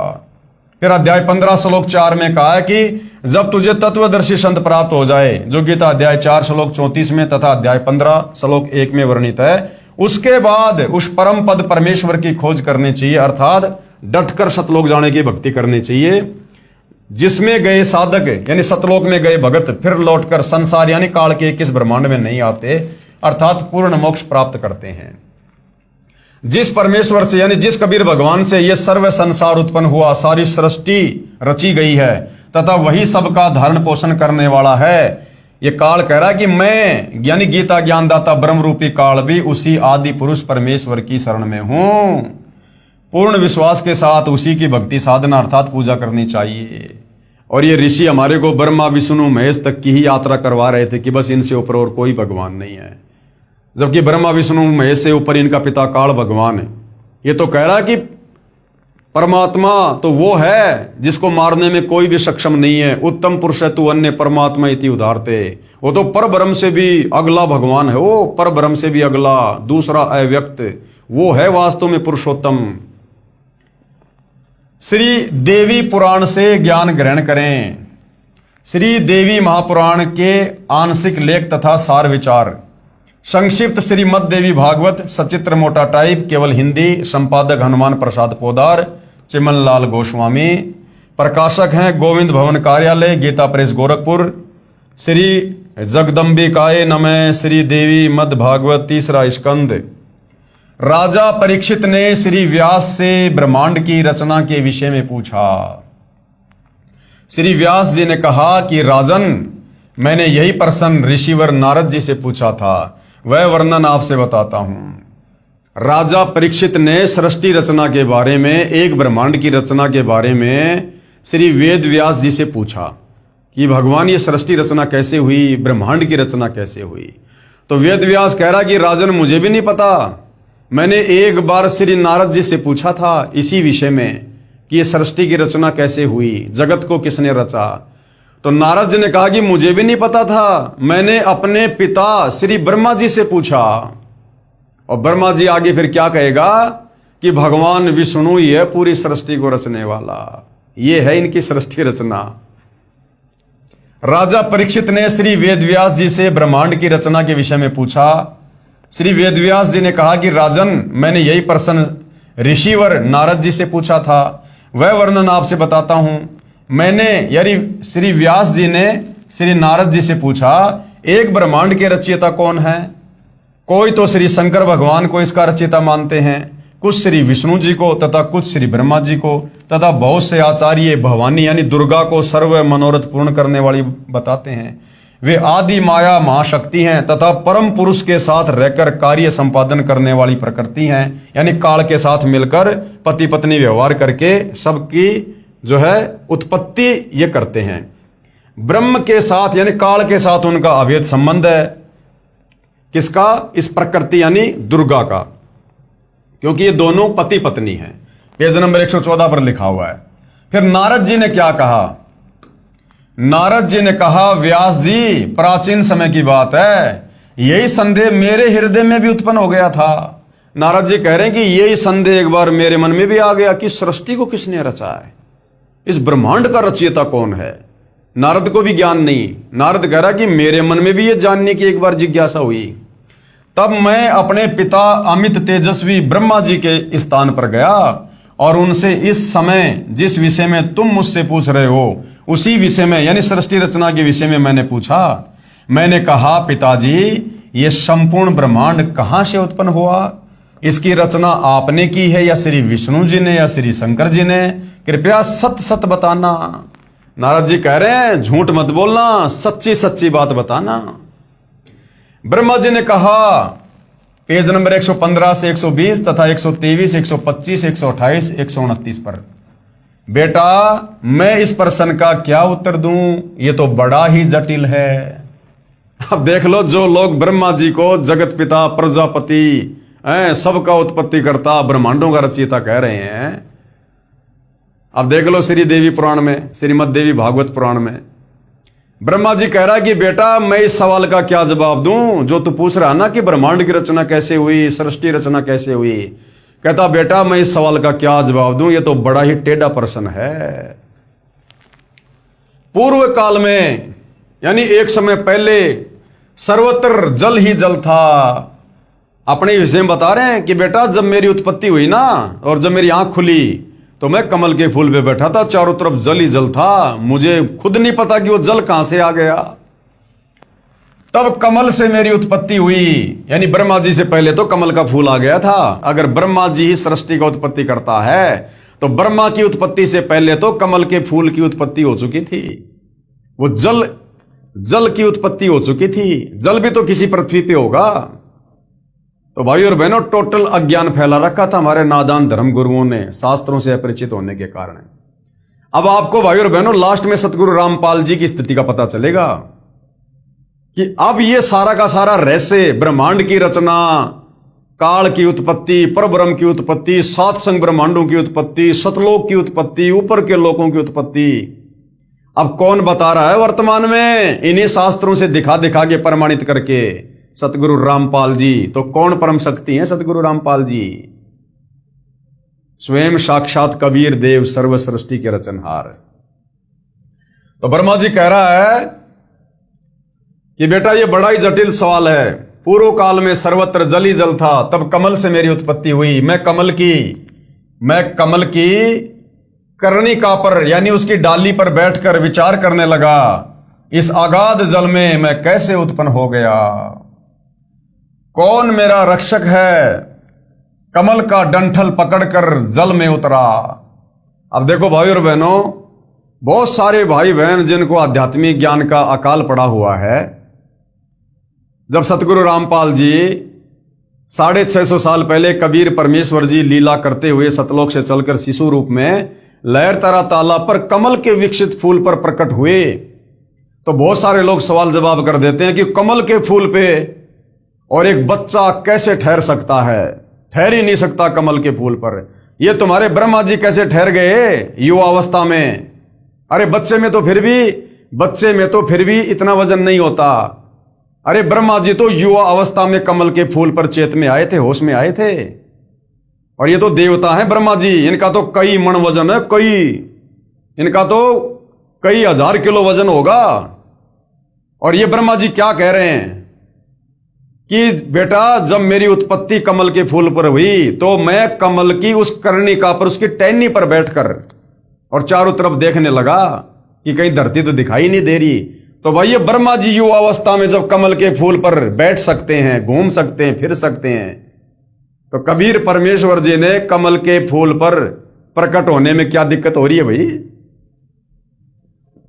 क्या कह रहा है? तब मेरी कमल से उत्पत्ति हुई, मैं उस कमल की कर्णिका पर बैठकर विचार करने लगा, इस अगाध जल में मैं कैसे उत्पन्न हो गया। ये लो जी, सारी सृष्टि का उत्पत्ति करता आप लोगों के अनुसार ब्रह्मा जी कमल के फूल पर बैठकर खुद विचार कर रहा है कि कमल के फूल पर मेरी उत्पत्ति कैसे होगी, मेरे को किसने उत्पन्न कर दिया।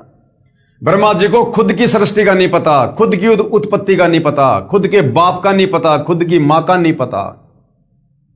और हम ब्रह्मा जी को जगत पिता, प्रजापति, पता नहीं क्या क्या संज्ञा दे रहे थे। ब्रह्मा जी कह रहे हैं इस अगाध जल में मैं कैसे उत्पन्न हो गया, कौन मेरा रक्षक है, यानी कौन मेरा पिता है, किसने मुझे उत्पन्न किया है। कमल का डंठल पकड़कर जल में उतर गया। वहां मुझे शेष साई भगवान विष्णु का दर्शन हुआ। वे योग निंद्रा के वशीभूत होकर गाढ़ी नींद में सोए हुए थे। दुर्गा ने अचेत कर रखा था, उसके अंदर प्रवेश थी दुर्गा।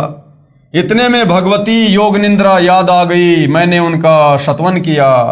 तब वे कल्याणमयी भगवती श्री विष्णु के विग्रह से यानी शरीर से निकलकर अचिंत्य रूप धारण करके आकाश में विराजमान हो गई। दिव्य आभूषण उनकी छवि बढ़ा रहे थे। जब योग निंद्रा भगवान विष्णु के शरीर से अलग होकर आकाश में विराजने लगे, तब तुरंत ही श्री हरि यानी विष्णु जी उठ बैठे। अब वहां मैं और भगवान विष्णु दोनों थे। वहीं रुद्र भी प्रकट हो गए, यानी शंकर जी को भी दुर्गा ने वहीं पर लाके खड़ा कर दिया, तीनों भाइयों को इकट्ठा कर दिया। हम तीनों को देवी ने कहा, ब्रह्मा विष्णु और महेश, तुम भली भांति सावधान होकर अपने अपने कार्य में संलग्न हो जाओ। सृष्टि यानी ब्रह्मा क्या करेगा? सृष्टि रजोगुण के प्रभाव से जीवों की उत्पत्ति। विष्णु क्या करेगा? स्थिति, सबको मोह ममता में, पालन पोषण में। और शंकर क्या करेगा? संहार करेगा, मार मार के अपने पिता काल के पास भेजेगा रोजाना 1 लाख। ये तुम्हारे कार्य हैं। इतने में एक सुंदर विमान आकाश से उतर कर आया। तब उन देवी ने हमें आज्ञा दी, देवताओं निर्भीक होकर इच्छा पूर्वक इस विमान में प्रवेश कर जाओ। ब्रह्मा विष्णु और रुद्र, आज मैं तुम्हें एक अद्भुत दृश्य दिखलाती हूं। हम तीनों देवताओं को उस पर बैठे देखकर देवी ने अपने सामर्थ्य से विमान को आकाश में उड़ा दिया। इतने में हमारा विमान तेजी से चल पड़ा और वह दिव्य धाम ब्रह्मलोक में जा पहुंचा। वहां एक दूसरे ब्रह्मा विराजमान थे। ये काल वहां पर ब्रह्मा का रूप बनाकर विराजमान हो गया कि आगे चलकर ब्रह्मा विष्णु महेश को कहीं अहंकार ना हो जाए कि हम ही हैं बस जो भी हैं सृष्टि के रचयिता, पालन करता, उत्पत्ति करता। तो उस ब्रह्मलोक में दुर्गा ने विमान में बैठाकर इन तीनों को भेज दिया और वहां काल खुद ब्रह्मा का रूप बनाकर बैठ गया। वहां एक दूसरे ब्रह्मा विराजमान थे। उन्हें देखकर भगवान शंकर और विष्णु को बड़ा आश्चर्य हुआ। भगवान शंकर और विष्णु ने मुझसे पूछा, हे चतुरानन यानी हे ब्रह्मा जी, ये अविनाशी ब्रह्मा कौन है? मैंने उत्तर दिया, नारद को कह रहे ब्रह्मा जी कि बेटा मैंने उत्तर दिया, मुझे कुछ नहीं पता। सृष्टि के अधिष्ठाता ये कौन है भगवान? मैं कौन हूं और हमारा उद्देश्य क्या है? इस उलझन में मेरा मन चक्कर काट रहा है। ब्रह्मा जी कह रहे मेरा तो सर फटा जा रहा है, इस टेंशन में चक्कर आ रहे हैं मेरे को। तो मैं कौन हूं, ये कौन है, मुझे नहीं पता भाई। बताओ। इतने में मन के समान तेजगामी वह विमान तुरंत वहां से चल पड़ा और कैलाश के सुरमय शिखर पर जा पहुंचा।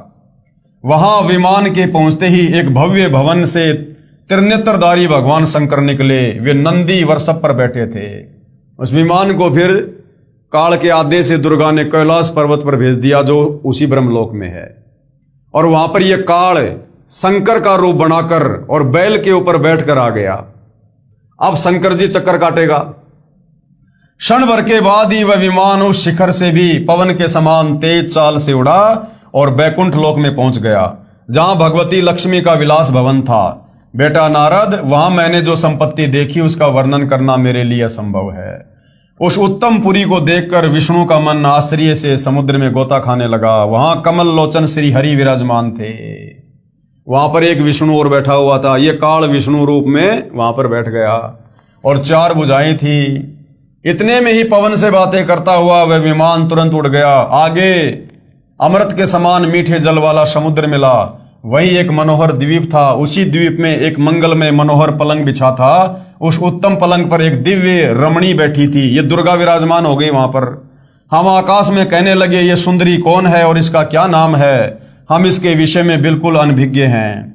नारद, यो संदेहग्रस्त होकर हम लोग वहां रुके रहे। तीनों देवता वहां पर खड़े ऐसे देख रहे हैं कि भाई हम कहां आ गए, ये क्या लीला चल रही है।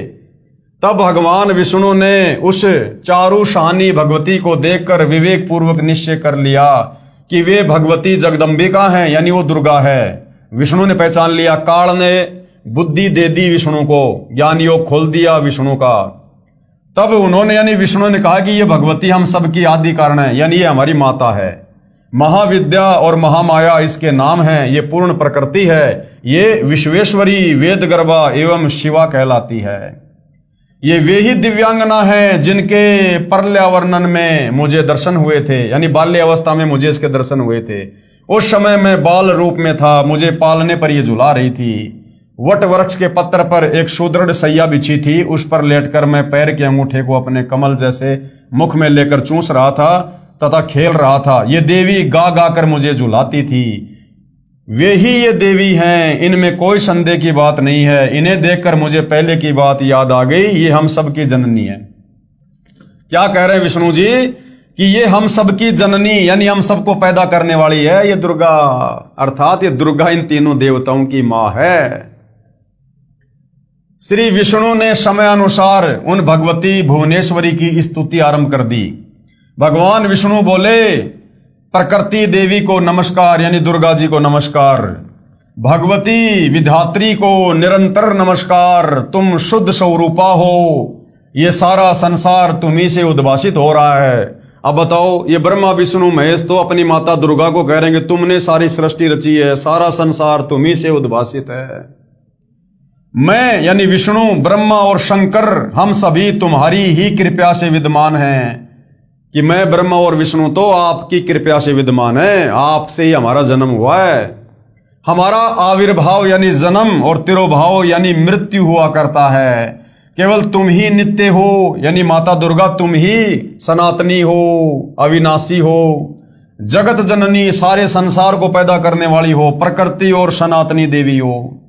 अब बताओ, ब्रह्मा विष्णु महेश कह रहे हैं भैया हम तो कोई सृष्टि को पैदा करने वाले नहीं हैं, हम तो दुर्गा से ऊपर किसी को नहीं जानते, किसी को नहीं पहचानते। बाद में भगवान शंकर बोले, देवी यदि महाभाग विष्णु तुम्ही से प्रकट हुए हैं, यानी तुम्हारे से जन्म हुआ है, तो उसके बाद उत्पन्न होने वाले ब्रह्मा भी तुम्हारे बालक हुए, फिर मैं तमोगुणी लीला करने वाला शंकर क्या तुम्हारी संतान नहीं हुआ? अर्थात मुझे भी उत्पन्न करने वाली तुम ही हो, यानी मेरी मां भी तुम ही हो। इस संसार की सृष्टि, स्थिति और संहार में तुम्हारे गुण सदा समर्थ हैं। उन्हीं तीनों गुणों से उत्पन्न हम, यानी यही तीनों गुण है, ये तीनों देवता हैं, ब्रह्मा विष्णु महेश, रजोगुण ब्रह्मा, शतोगुण विष्णु, तमोगुण शंकर। उन्हीं तीनों गुणों से उत्पन्न हम ब्रह्मा विष्णु एवं शंकर नियम अनुसार कार्य में तत्पर रहते हैं कि हमारी मनमर्जी नहीं चलती, हमारे को जो आज्ञा आपने दे रखी है हम तो उस आज्ञा में रह के अपना कार्य करते हैं। मैं, ब्रह्मा और शिव विमान पर चढ़कर जा रहे थे। विष्णु जी कह रहे हैं कि मैं, ब्रह्मा और शिव विमान पर चढ़कर जा रहे थे, हमें रास्ते में नए नए जगत दिखाई पड़े, नई नई सृष्टि दिखाई पड़ी। भवानी भला कहिए तो उन्हें किसने बनाया? इसलिए यही प्रमाण देखिए, श्रीमद् देवी भागवत महापुराण, सहभाष्टिकम, शैमातम, खेमरा श्री कृष्णदास प्रकाशक, बंबई। इसमें संस्कृत सहित हिंदी अनुवाद किया है। तीसरा स्कंद, अध्याय 4, पेज नंबर 10, श्लोक नंबर 42। ब्रह्मा क्या कह रहा है? अहम ईश्वर है फिलते प्रभाव श्रेय वेजनी युता न यदायु नित्या के अन्य सुरा शतमख प्रमुखा चय नित्या नित्या तमेव जननी प्रकृति पुराणा। हिंदी अनुवाद क्या है? हे मात, ब्रह्मा, मैं तथा शिव तुम्हारे ही प्रभाव से जन्मवान हैं, यानी हमारी उत्पत्ति करता आप हो, हमारा जन्म आप दुर्गा से हुआ है, तीनों का, ब्रह्मा विष्णु महेश का। हम नित्य नहीं है, यानी हम अविनाशी नहीं है, हम अविनाशी नहीं हैं। फिर अन्य इंद्रादि दूसरे देवता किस प्रकार नित्य हो सकते हैं? कि माता दुर्गा, जब हम ब्रह्मा विष्णु महेश ही जन्म और मरण में हैं, तो फिर ये इंद्र या फिर अन्य 33 करोड़ देवी देवता कैसे अविनाशी हो सकते हैं? अर्थात वो भी जन्म और मरण में। तुम ही अविनाशी हो, हे दुर्गा माता, तुम ही हो अविनाशी, जितना इनको ज्ञान है, प्रकृति तथा सनातनी देवी हो। फिर पेज नंबर 11 और 12 पर, अध्याय 5, श्लोक 8 में, यदि दया धर्मना नय सदा अंबिके कत अहम विहिते चय तमोगुण कमल जय रजोगुण संभव सुविहित किमु शतोगुण हरि। अनुवाद, भगवान शंकर बोले, हे मात, यदि हमारे ऊपर आप दया युक्त हो तो मुझे तमोगुण क्यों बना दिया? मुझे ऐसे भयंकर कार्य में क्यों लगा दिया? और कमल से उत्पन्न ब्रह्मा को रजोगुण क्यों बनाया तथा विष्णु को शतोगुण क्यों बनाया? अर्थात जीवों के जन्म मृत्यु रूपी दुष्कर्म में क्यों लगाया?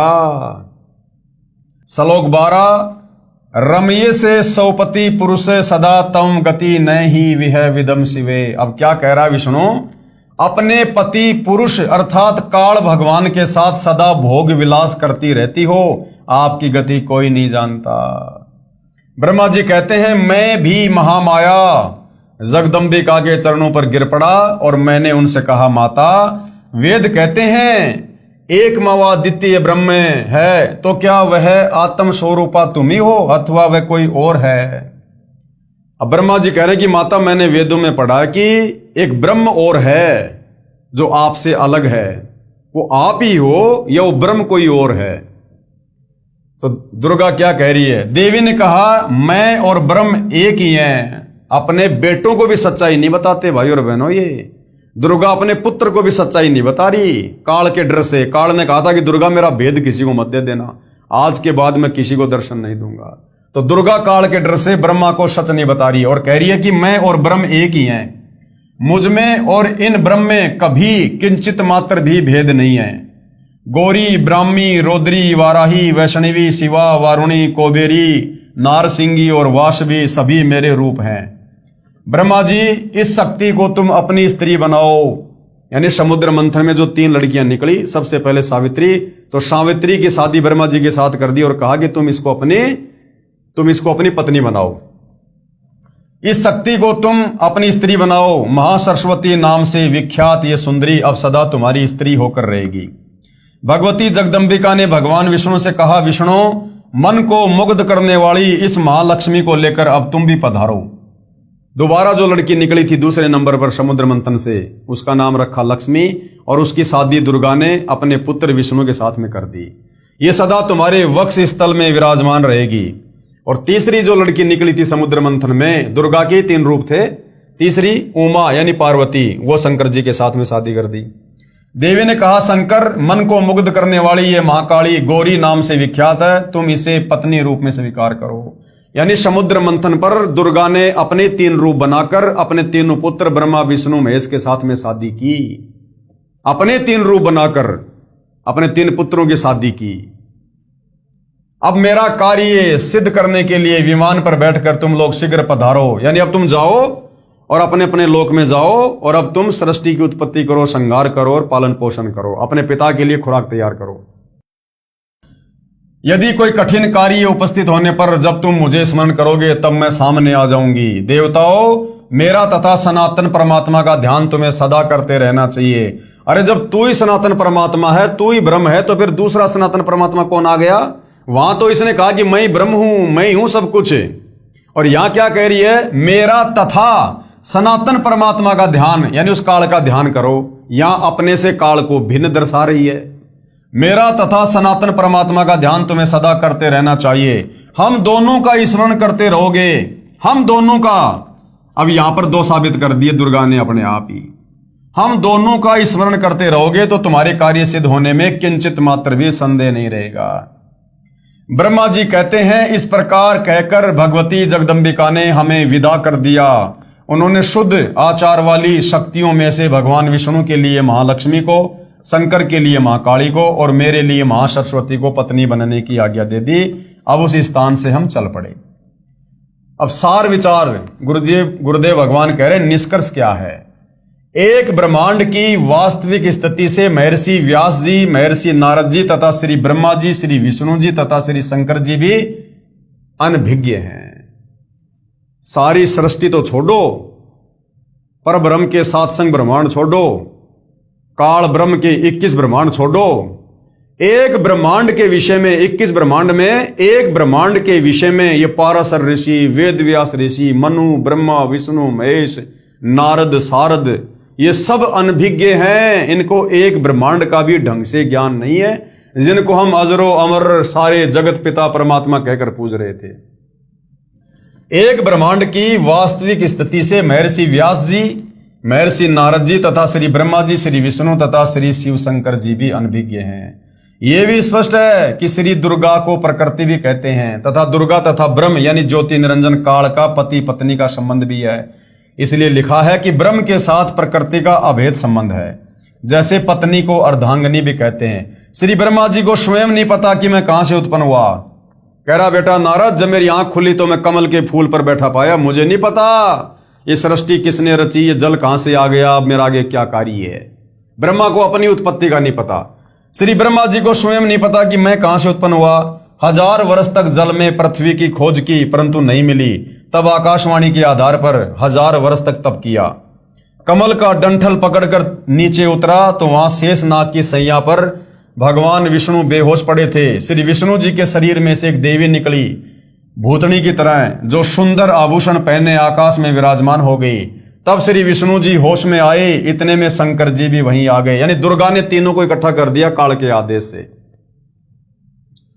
उपरोक्त विवरण से सिद्ध है कि तीनों भगवान बेहोश कर रखे थे, फिर सचेत किए। आकाश से विमान आया, देवी ने तीनों भगवानों को विमान में बैठने का आदेश दिया।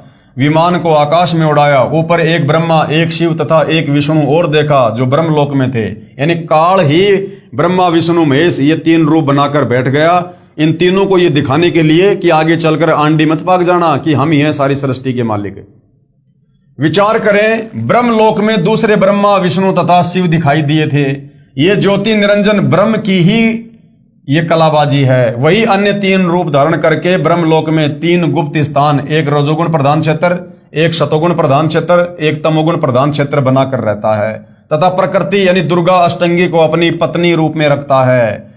जब ये दोनों रजोगुण प्रधान क्षेत्र में होते हैं तब ये महाब्रह्मा तथा दुर्गा महासावित्री कहलाते हैं। इन दोनों के सहयोग से जो बेटा इस रजोगुण प्रधान क्षेत्र में उत्पन्न होता है वह रजोगुण प्रधान होता है, उसका नाम ये ब्रह्मा रख देते हैं तथा जवान होने तक अचेत करके परवरिश करते रहते हैं।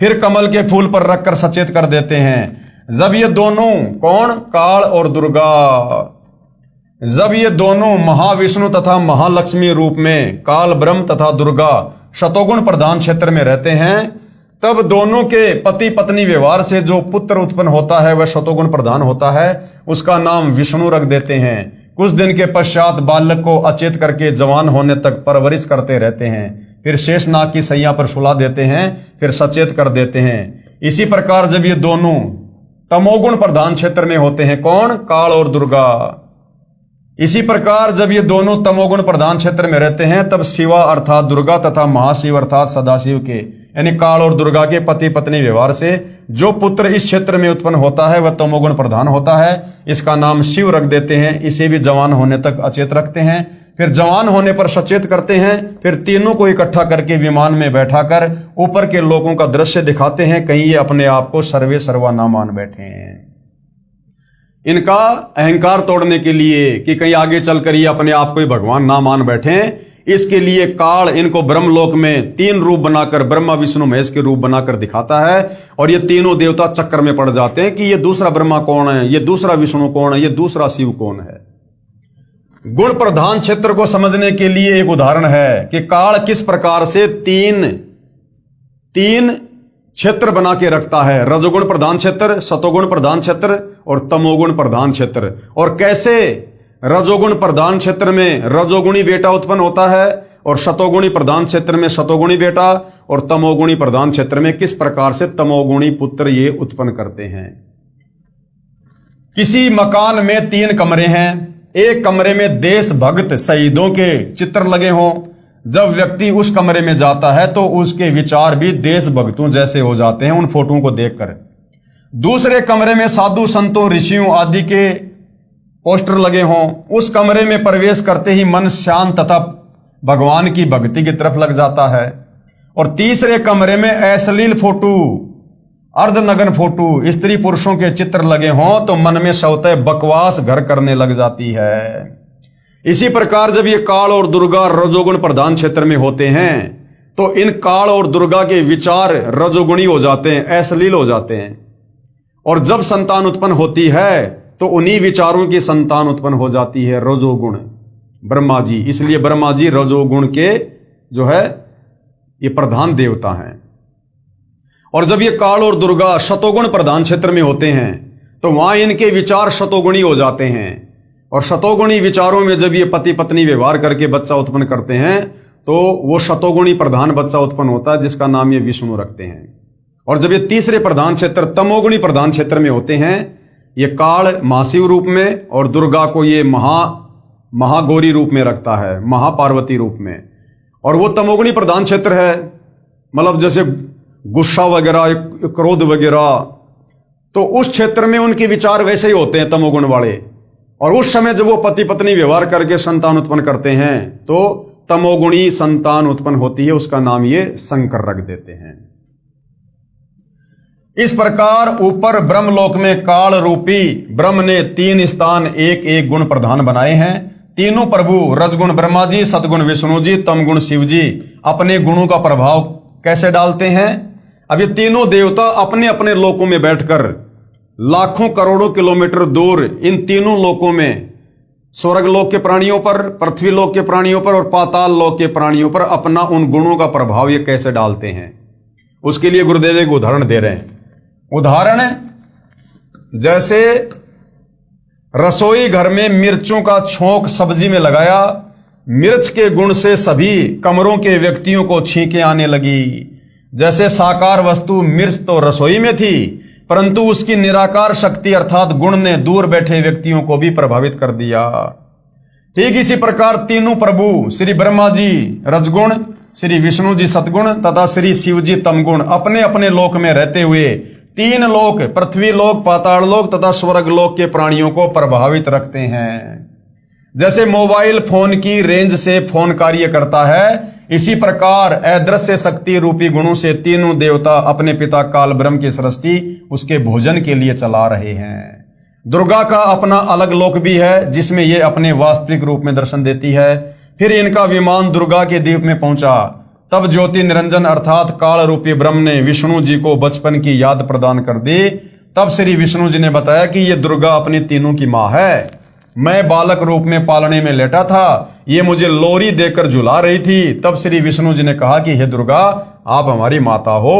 मैं विष्णु, ब्रह्मा तथा शंकर तो जन्मवान है, यानी हमारा तो आपसे जन्म हुआ है। हमारा तो आविर्भाव का मतलब होता है जन्म, अर्थात जन्म, तथा तिरोभाव का मतलब होता है मृत्यु होती है।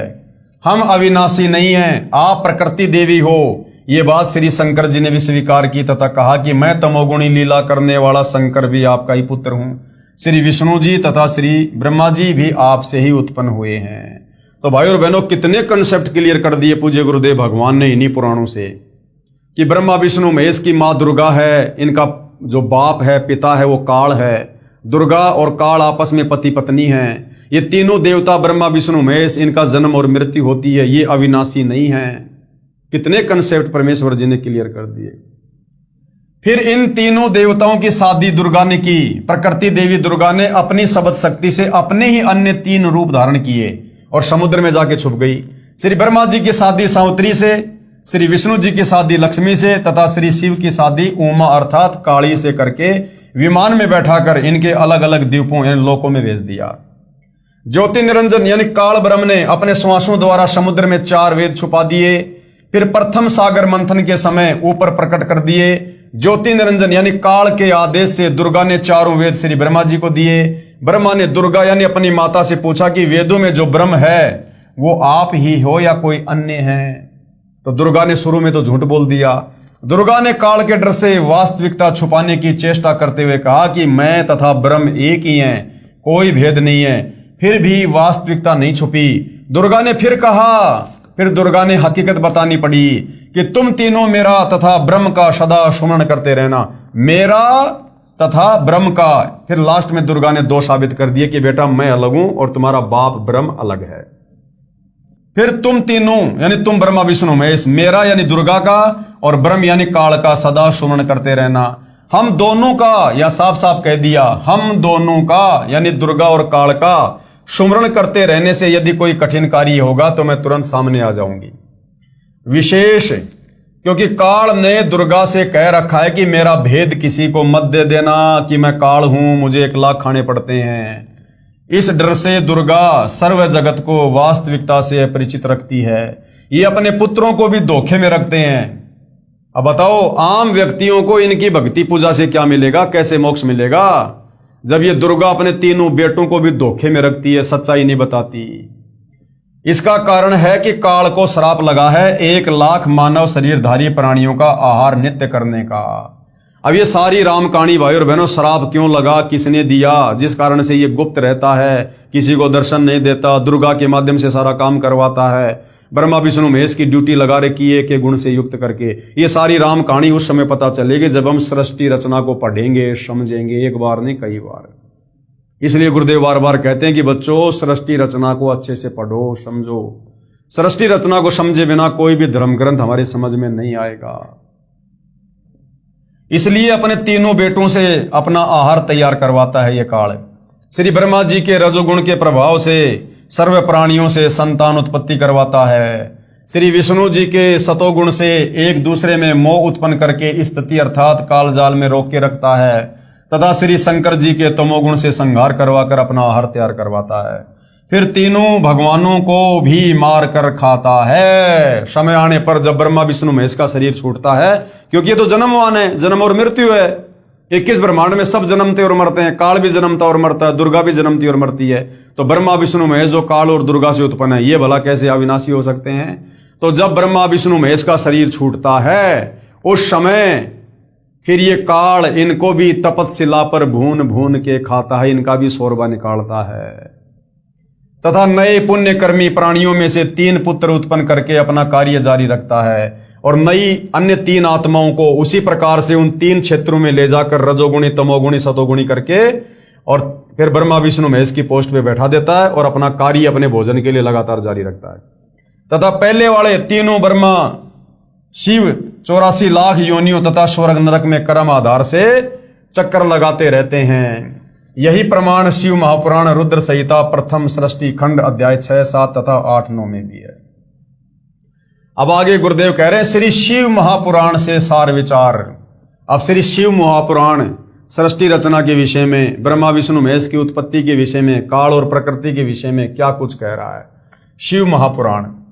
श्री शिव महापुराण अनुवादक हैं श्री हनुमान प्रसाद पोदार, प्रकाशक हैं गोविंद भवन कार्यालय, गीता प्रेस गोरखपुर, मोटा टाइप, अध्याय 6, रुद्र संहिता प्रथम खंड, सृष्टि से निष्कर्ष।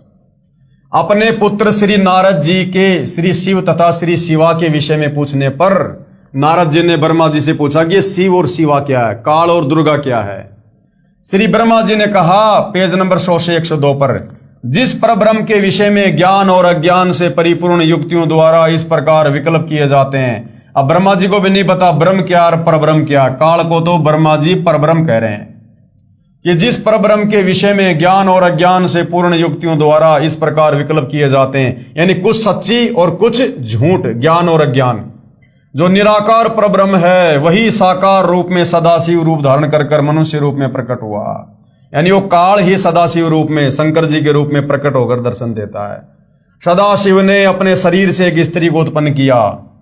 अब ब्रह्मा जी ने थोड़ी बहुत सृष्टि रचना तो कबीर भगवान से सुनी और बाकी इसने वेदों से ले ली अटपट और खिचड़ी ज्ञान बना लिया। और क्या कह रहा है, सदाशिव ने अपने शरीर से एक स्त्री को उत्पन्न किया, जबकि यह सच्चाई नहीं है।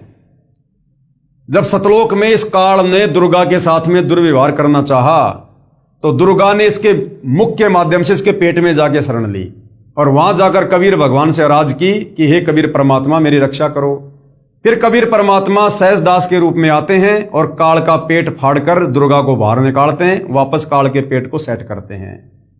तो अब ये ब्रह्मा जी क्या कह रहा है कि सदाशिव ने अपने शरीर से एक स्त्री को उत्पन्न किया, यानी दुर्गा इस काल के शरीर से बाहर आई थी सतलोक में, जिसे प्रधान प्रकृति अंबिका और त्रिदेव जननी ब्रह्मा विष्णु शिव की माता कहा जाता है, जिसकी 8 भुजाएं हैं। यानी सृष्टि रचना का ज्ञान ब्रह्मा जी को नहीं है, खिचड़ी ज्ञान है, खिचड़ी ज्ञान है। शुक्र मनाओ भाई और बहनों, जो ज्ञान ब्रह्मा विष्णु महेश को नहीं है वो ज्ञान आज पूज्य गुरुदेव ने आप और हमें दे दिया। अब बताओ ये पाराशर ऋषि, वेदव्यास ऋषि, ब्रह्मा विष्णु महेश, ये ज्ञान मार्ग में आप और हमारे सामने ये नहीं टिक सकते। इसलिए गुरुदेव भगवान कहते हैं कि जो भगत 3-4 साल तक अच्छे से इस ज्ञान को समझ लेगा उसके सामने ब्रह्मा विष्णु महेश भी मुंह की खाके जाएंगे, मुंह की खाके। अब श्री विष्णु की उत्पत्ति, जो वे सदाशिव हैं यानी जो काल है, उन्हें परम पुरुष ईश्वर शिवा शंभु और महेश्वर कहते हैं, क्योंकि किस ब्रह्मांड में लोक वेद के आधार से भगवान सिद्ध हो रखा है। वे अपने सारे अंगों में भस्म रमाए रहते हैं। उन काल रूपी ब्रह्म ने, देखो खुद कह रहा है ब्रह्मा, उस काल रूपी ब्रह्म ने एक शिवलोक नामक ब्रह्मलोक में तमोगुण प्रधान क्षेत्र धाम बनाया, उसे काशी कहते हैं। अब यह सृष्टि रचना ब्रह्मा जी को कबीर परमात्मा जी ने समझाई थी, लेकिन फिर इसने डामाडोल कर दिया, काल ने फिर उसको डामाडोल कर दिया। फिर ब्रह्मा जी ने वेदवाद पढ़े, कुछ वेदों वाला ज्ञान ले लिया, कुछ परमात्मा से सुनी सुनाई सृष्टि रचना ले ली और खिचड़ी ज्ञान बना के ब्रह्मा जी ने फिर नीचे मनु जैसे अपने वंशजों को दे दिया। उसे काशी कहते हैं। शिव तथा शिवा यानी काल और दुर्गा ने पति पत्नी रूप में रहते हुए एक पुत्र की उत्पत्ति की, जिसका नाम विष्णु रखा। अध्याय 7 रुद्र संहिता शिव महापुराण, पेज नंबर 103-104। श्री ब्रह्मा तथा श्री शिव की उत्पत्ति। अध्याय 7, 8, 9 पेज नंबर 105 से 110 पर श्री ब्रह्मा जी ने बताया कि श्री शिव तथा शिवा यानी काल और ये दुर्गा ने पति पत्नी व्यवहार से मेरी भी उत्पत्ति की तथा फिर मुझे अचेत करके कमल पर डाल दिया। अब इसको क्या पता, ये कैसे कह सकता ये बात? क्योंकि कबीर परमात्मा जी ने सारी सृष्टि रचना इनको बताई थी, समझाई थी, और कुछ उन वेदों में लिखी हुई थी। तो जिस कारण से ब्रह्मा जी खिचड़ी ज्ञान करके नारद जी को बता रहा है। यही काल महाविष्णु रूप धारण करके अपने नाभि से एक कमल उत्पन्न कर लेता है। ब्रह्मा आगे कहता है, फिर होश में आया, यानी फिर मैं होश में आया तो कमल की मूल को ढूंढना चाहा परंतु असफल रहा। फिर तप करने की आकाशवाणी हुई, काल ने आकाशवाणी कर दी, तप करो तप करो। तप किया, फिर मेरी तथा विष्णु की किसी बात पर लड़ाई हो गई। विवरण इसी पुस्तक के पेज नंबर 260 पर। तब हमारे बीच में एक तेजो में लिंग प्रकट हो गया। काल ने वो तेजो में खंबा प्रकट कर दिया तथा ओम ओम का नाद प्रकट हुआ, ओम ओम की आवाज प्रकट हुई। उस लिंग पर ए ऊ मैं तीनों अक्षर भी लिखे थे। फिर रुद्र रूप धारण करके सदाशिव 5 मुख वाले मानव रूप में प्रकट हुए, यानी काल प्रकट हो गया फिर शंकर रूप में 5 मुंह लगा के। उसके साथ शिवा यानी दुर्गा भी थी। फिर शंकर को अचानक प्रकट कर दिया क्योंकि ये पहले अचेत था, फिर सचेत करके तीनों को इकट्ठे कर दिया तथा कहा कि तुम तीनों सृष्टि स्थिति तथा संहार का कार्य संभालो। रजगुण प्रधान ब्रह्मा जी, सतगुण प्रधान विष्णु जी तथा तमगुण प्रधान शिव जी, इस प्रकार तीनों देवताओं में गुण है, परंतु शिव काल रूपी ब्रह्म गुणातीत है। ये जो सदाशिव है इनका पिता है काल ब्रह्म, इसने तीनों बेटों को एक एक गुण से युक्त कर दिया और फिर ये इनसे अलग ब्रह्म लोक में जाकर रहने लग गया। तो तीनों देवताओं में गुण है और ये जो काल है शिव सदाशिव ये गुणातीत है, यानी ये तीनों गुणों से दूर है। ये तीनों गुण इसने अपने तीनों पुत्रों को दे दिए, ब्रह्मा विष्णु महेश को। है तो ये भी तीनों गुणों से युक्त, लेकिन ये और ये तीनों देवता परस्पर अलग अलग रहते हैं। इसलिए कह रहा है इस प्रकार तीनों देवताओं में गुण है ब्रह्मा विष्णु महेश में, परंतु शिव यानी काल रूपी ब्रह्म गुणातीत है, गुणातीत माने गए हैं। पृष्ठ 110 पर अब गुरुदेव भगवान क्या कह रहे हैं? सार विचार, यानी अभी आपको जो सारी बातें बताई हैं इन पुराणों से लिखी हुई दिखाई हैं, पेज नंबर अध्याय नंबर सब। अब इन सारी बातों का निष्कर्ष क्या है ब्रह्मा विष्णु महेश को लेकर, काल और दुर्गा को लेकर, इनकी उत्पत्ति को लेकर? यानी सार उपरोक्त विवरण से स्पष्ट है कि काल रूपी ब्रह्म अर्थात सदाशिव तथा प्रकृति यानी दुर्गा श्री ब्रह्मा, श्री विष्णु तथा श्री शिव के माता पिता हैं। यानी तीनों देवता ब्रह्मा विष्णु महेश के माता पिता इन पुराणों ने साबित कर दिया कि ये काल और ये दुर्गा है। काल को ब्रह्म भी कहते हैं, सदाशिव भी कहते हैं, दुर्गा को जो है प्रकृति और जो है प्रधान भी कहते हैं। यानी काल और दुर्गा ये ब्रह्मा विष्णु महेश के जनक हैं, इनके माता पिता हैं। एक तो ये क्लियर हो गया। दूसरा, दुर्गा इसे प्रकृति तथा इसको प्रधान भी कहते हैं और इसकी 8 भुजाएं हैं। यह सदाशिव अर्थात ज्योति निरंजन काल के शरीर अर्थात पेट से निकली थी। सृष्टि रचना में हमें पता है कि ये दुर्गा काल के मुख के माध्यम से पेट में चली गई थी, वहां से कबीर परमात्मा ने फिर इसको बाहर निकाला। ब्रह्म अर्थात काल तथा प्रकृति यानी दुर्गा सब प्राणियों को भ्रमित रखते हैं। ये काल और दुर्गा एक ब्रह्मांड के 3 लोक के समस्त प्राणियों को भ्रमित रखते हैं, अपने तीनों बेटों सहित। ब्रह्मा विष्णु महेश को भी सच्चाई नहीं बताते। क्यों? क्योंकि काल ने दुर्गा को डरा रखा है, क्योंकि काल को प्रतिदिन 1 लाख मानव शरीरधारी आत्माओं का भोजन करना पड़ता है। अगर सच्चाई का पता चल गया तो तीनों बेटे फिर काल के लिए भोजन बनाना बंद कर देंगे। अपने पुत्रों को भी वास्तविकता नहीं बताते। कारण है कहीं काल यानी ब्रह्म के 21 ब्रह्मांड के प्राणियों को पता लग जाए कि हमें तपतशिला पर भून कर काल ब्रह्म यानी ज्योति निरंजन खाता है, इसलिए जन्म मृत्यु तथा अन्य दुखदायी योनियों में पीड़ित करता है। अगर सभी प्राणियों को पता चल गया इस काल के विषय में, जैसे आज पता चल गया, आप और हमें पता चल गया, गुरुदेव ने बता दिया, तो आज अब ये ज्ञान पता होने के बाद आप और हमारी इच्छा, हमारी वृत्ति यहां से हट रही है। हमें यहां रहने का मन नहीं कर रहा। अब शतलोक जाने की इच्छा बन रही है। तो काल को डर रहता है यदि सभी प्राणियों को मेरी असलियत का पता चल गया, सृष्टि रचना का पता चल गया कि मैं रोजाना 1 लाख खाता हूं, तो सारे प्राणी उस तत्वदर्शी संत की शरण में आकर मेरे लोक से भाग जाएंगे, सतलोक चले जाएंगे, फिर मैं खाऊंगा क्या। इसलिए ये अपने काल रूप में ना तो सच्चाई बताता, ना किसी को दर्शन देता, तथा अपने तीनों पुत्रों रजगुण ब्रह्मा जी, सतगुण विष्णु जी, तमगुण शिव जी से उत्पत्ति, स्थिति, पालन तथा संहार का कार्य करवाकर अपना भोजन तैयार करवाता है। क्योंकि काल को 1,00,000 मानव शरीरधारी प्राणियों का आहार करने का श्राप लगा है। कृपया श्रीमद् भगवत गीता जी में भी देखिए, काल ब्रह्म तथा प्रकृति यानी दुर्गा के पति पत्नी कर्म से रजगुण ब्रह्मा, सतगुण विष्णु तथा तमगुण शिव की उत्पत्ति। अब ये तीनों गुण क्या है, ये हम पहले भी पढ़ चुके हैं, लेकिन हम फिर पढ़ेंगे इसको भाई और बहनों, और हम आज यहीं तक लेंगे इसको। अब ये तीनों गुण क्या हैं, रजगुण क्या है, सतगुण क्या है, तमगुण क्या है, क्या ये ब्रह्मा विष्णु महेश ही 3 गुण हैं? तीनों गुण क्या है प्रमाण सहित? तीनों गुण रजगुण ब्रह्मा जी, सतगुण विष्णु जी, तमगुण शिव जी हैं। ब्रह्म यानी काल तथा प्रकृति यानी दुर्गा से उत्पन्न हुए हैं तथा तीनों नासवान हैं। इसका प्रमाण कहां है? गीता प्रेस गोरखपुर से प्रकाशित श्री शिव महापुराण, जिसके संपादक हैं श्री हनुमान प्रसाद पोदार, पेज नंबर 110, अध्याय 9 रुद्र संहिता। इस प्रकार क्या लिखा हुआ उसमें भाई और बहनों, आपको शब्दा शब्द बताया जा रहा है, शास्त्रों से बाहर एक भी शब्द नहीं मिलेगा। देख लेना उठा के अध्याय और पेज नंबर।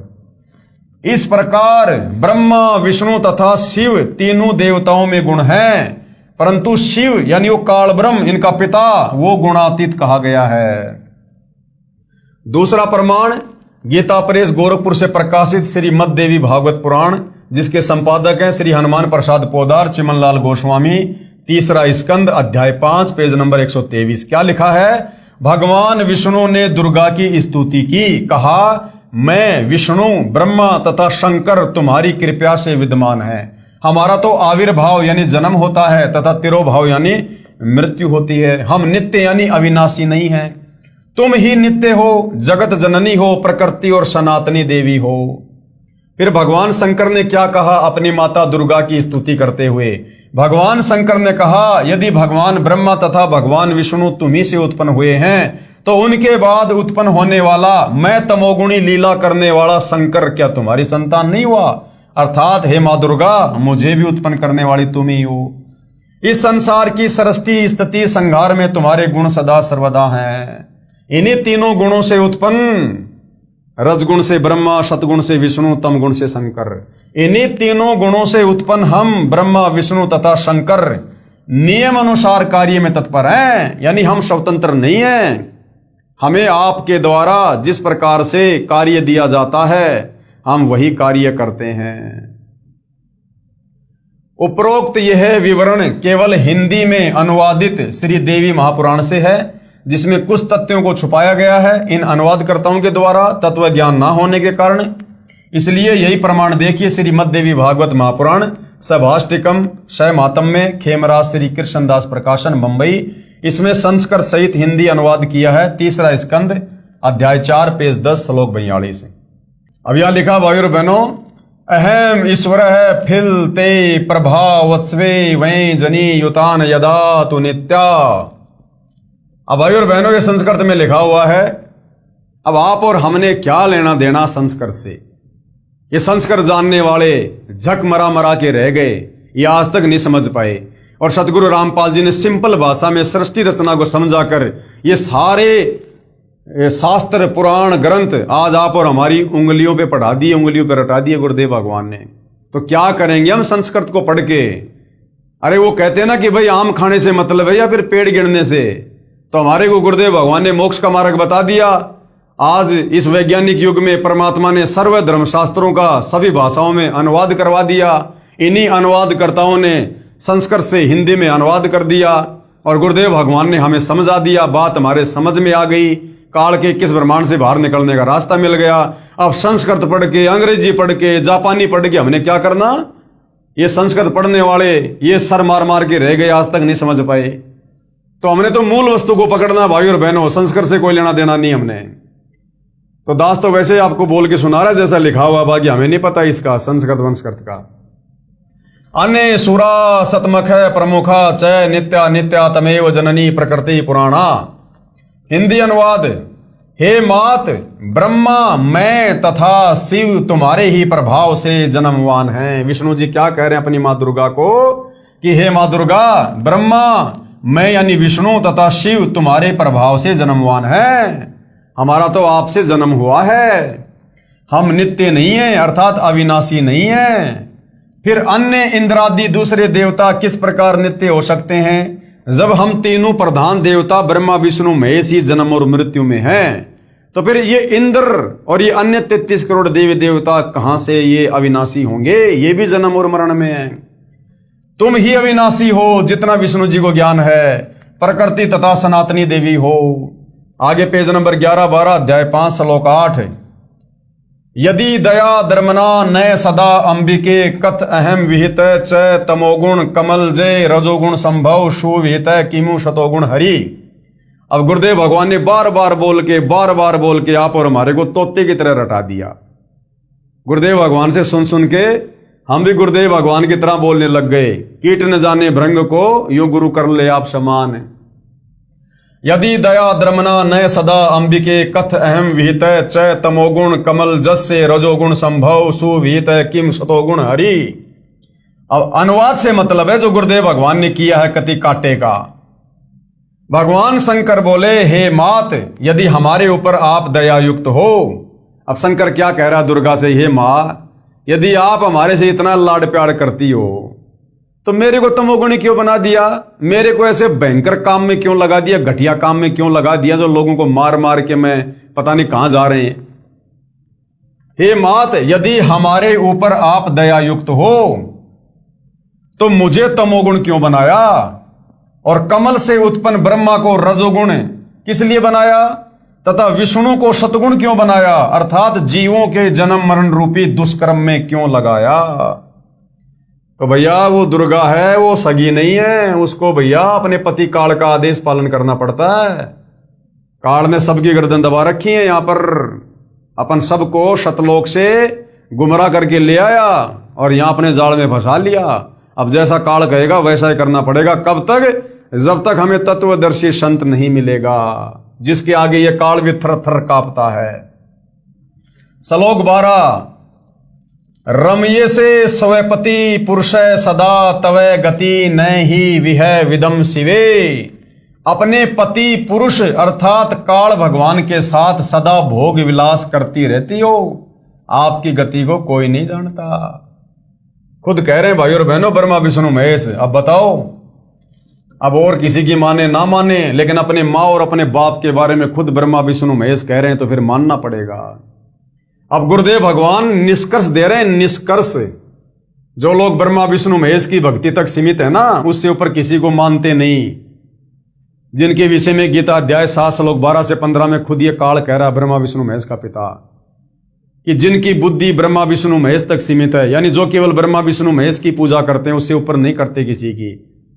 कहते हैं वो तो राक्षस स्वभाव को धारण किए हुए मनुष्यों में नीच दूषित कर्म करने वाले मूर्ख। श्रीमद् भगवत गीता का ज्ञान भी इसी काल रूपी ब्रह्म ने श्री कृष्ण जी के शरीर में प्रेतवत प्रवेश करके बोला है। उपरोक्त पवित्र पुराणों ने प्रमाणित कर दिया कि प्रकृति दुर्गा को कहते हैं।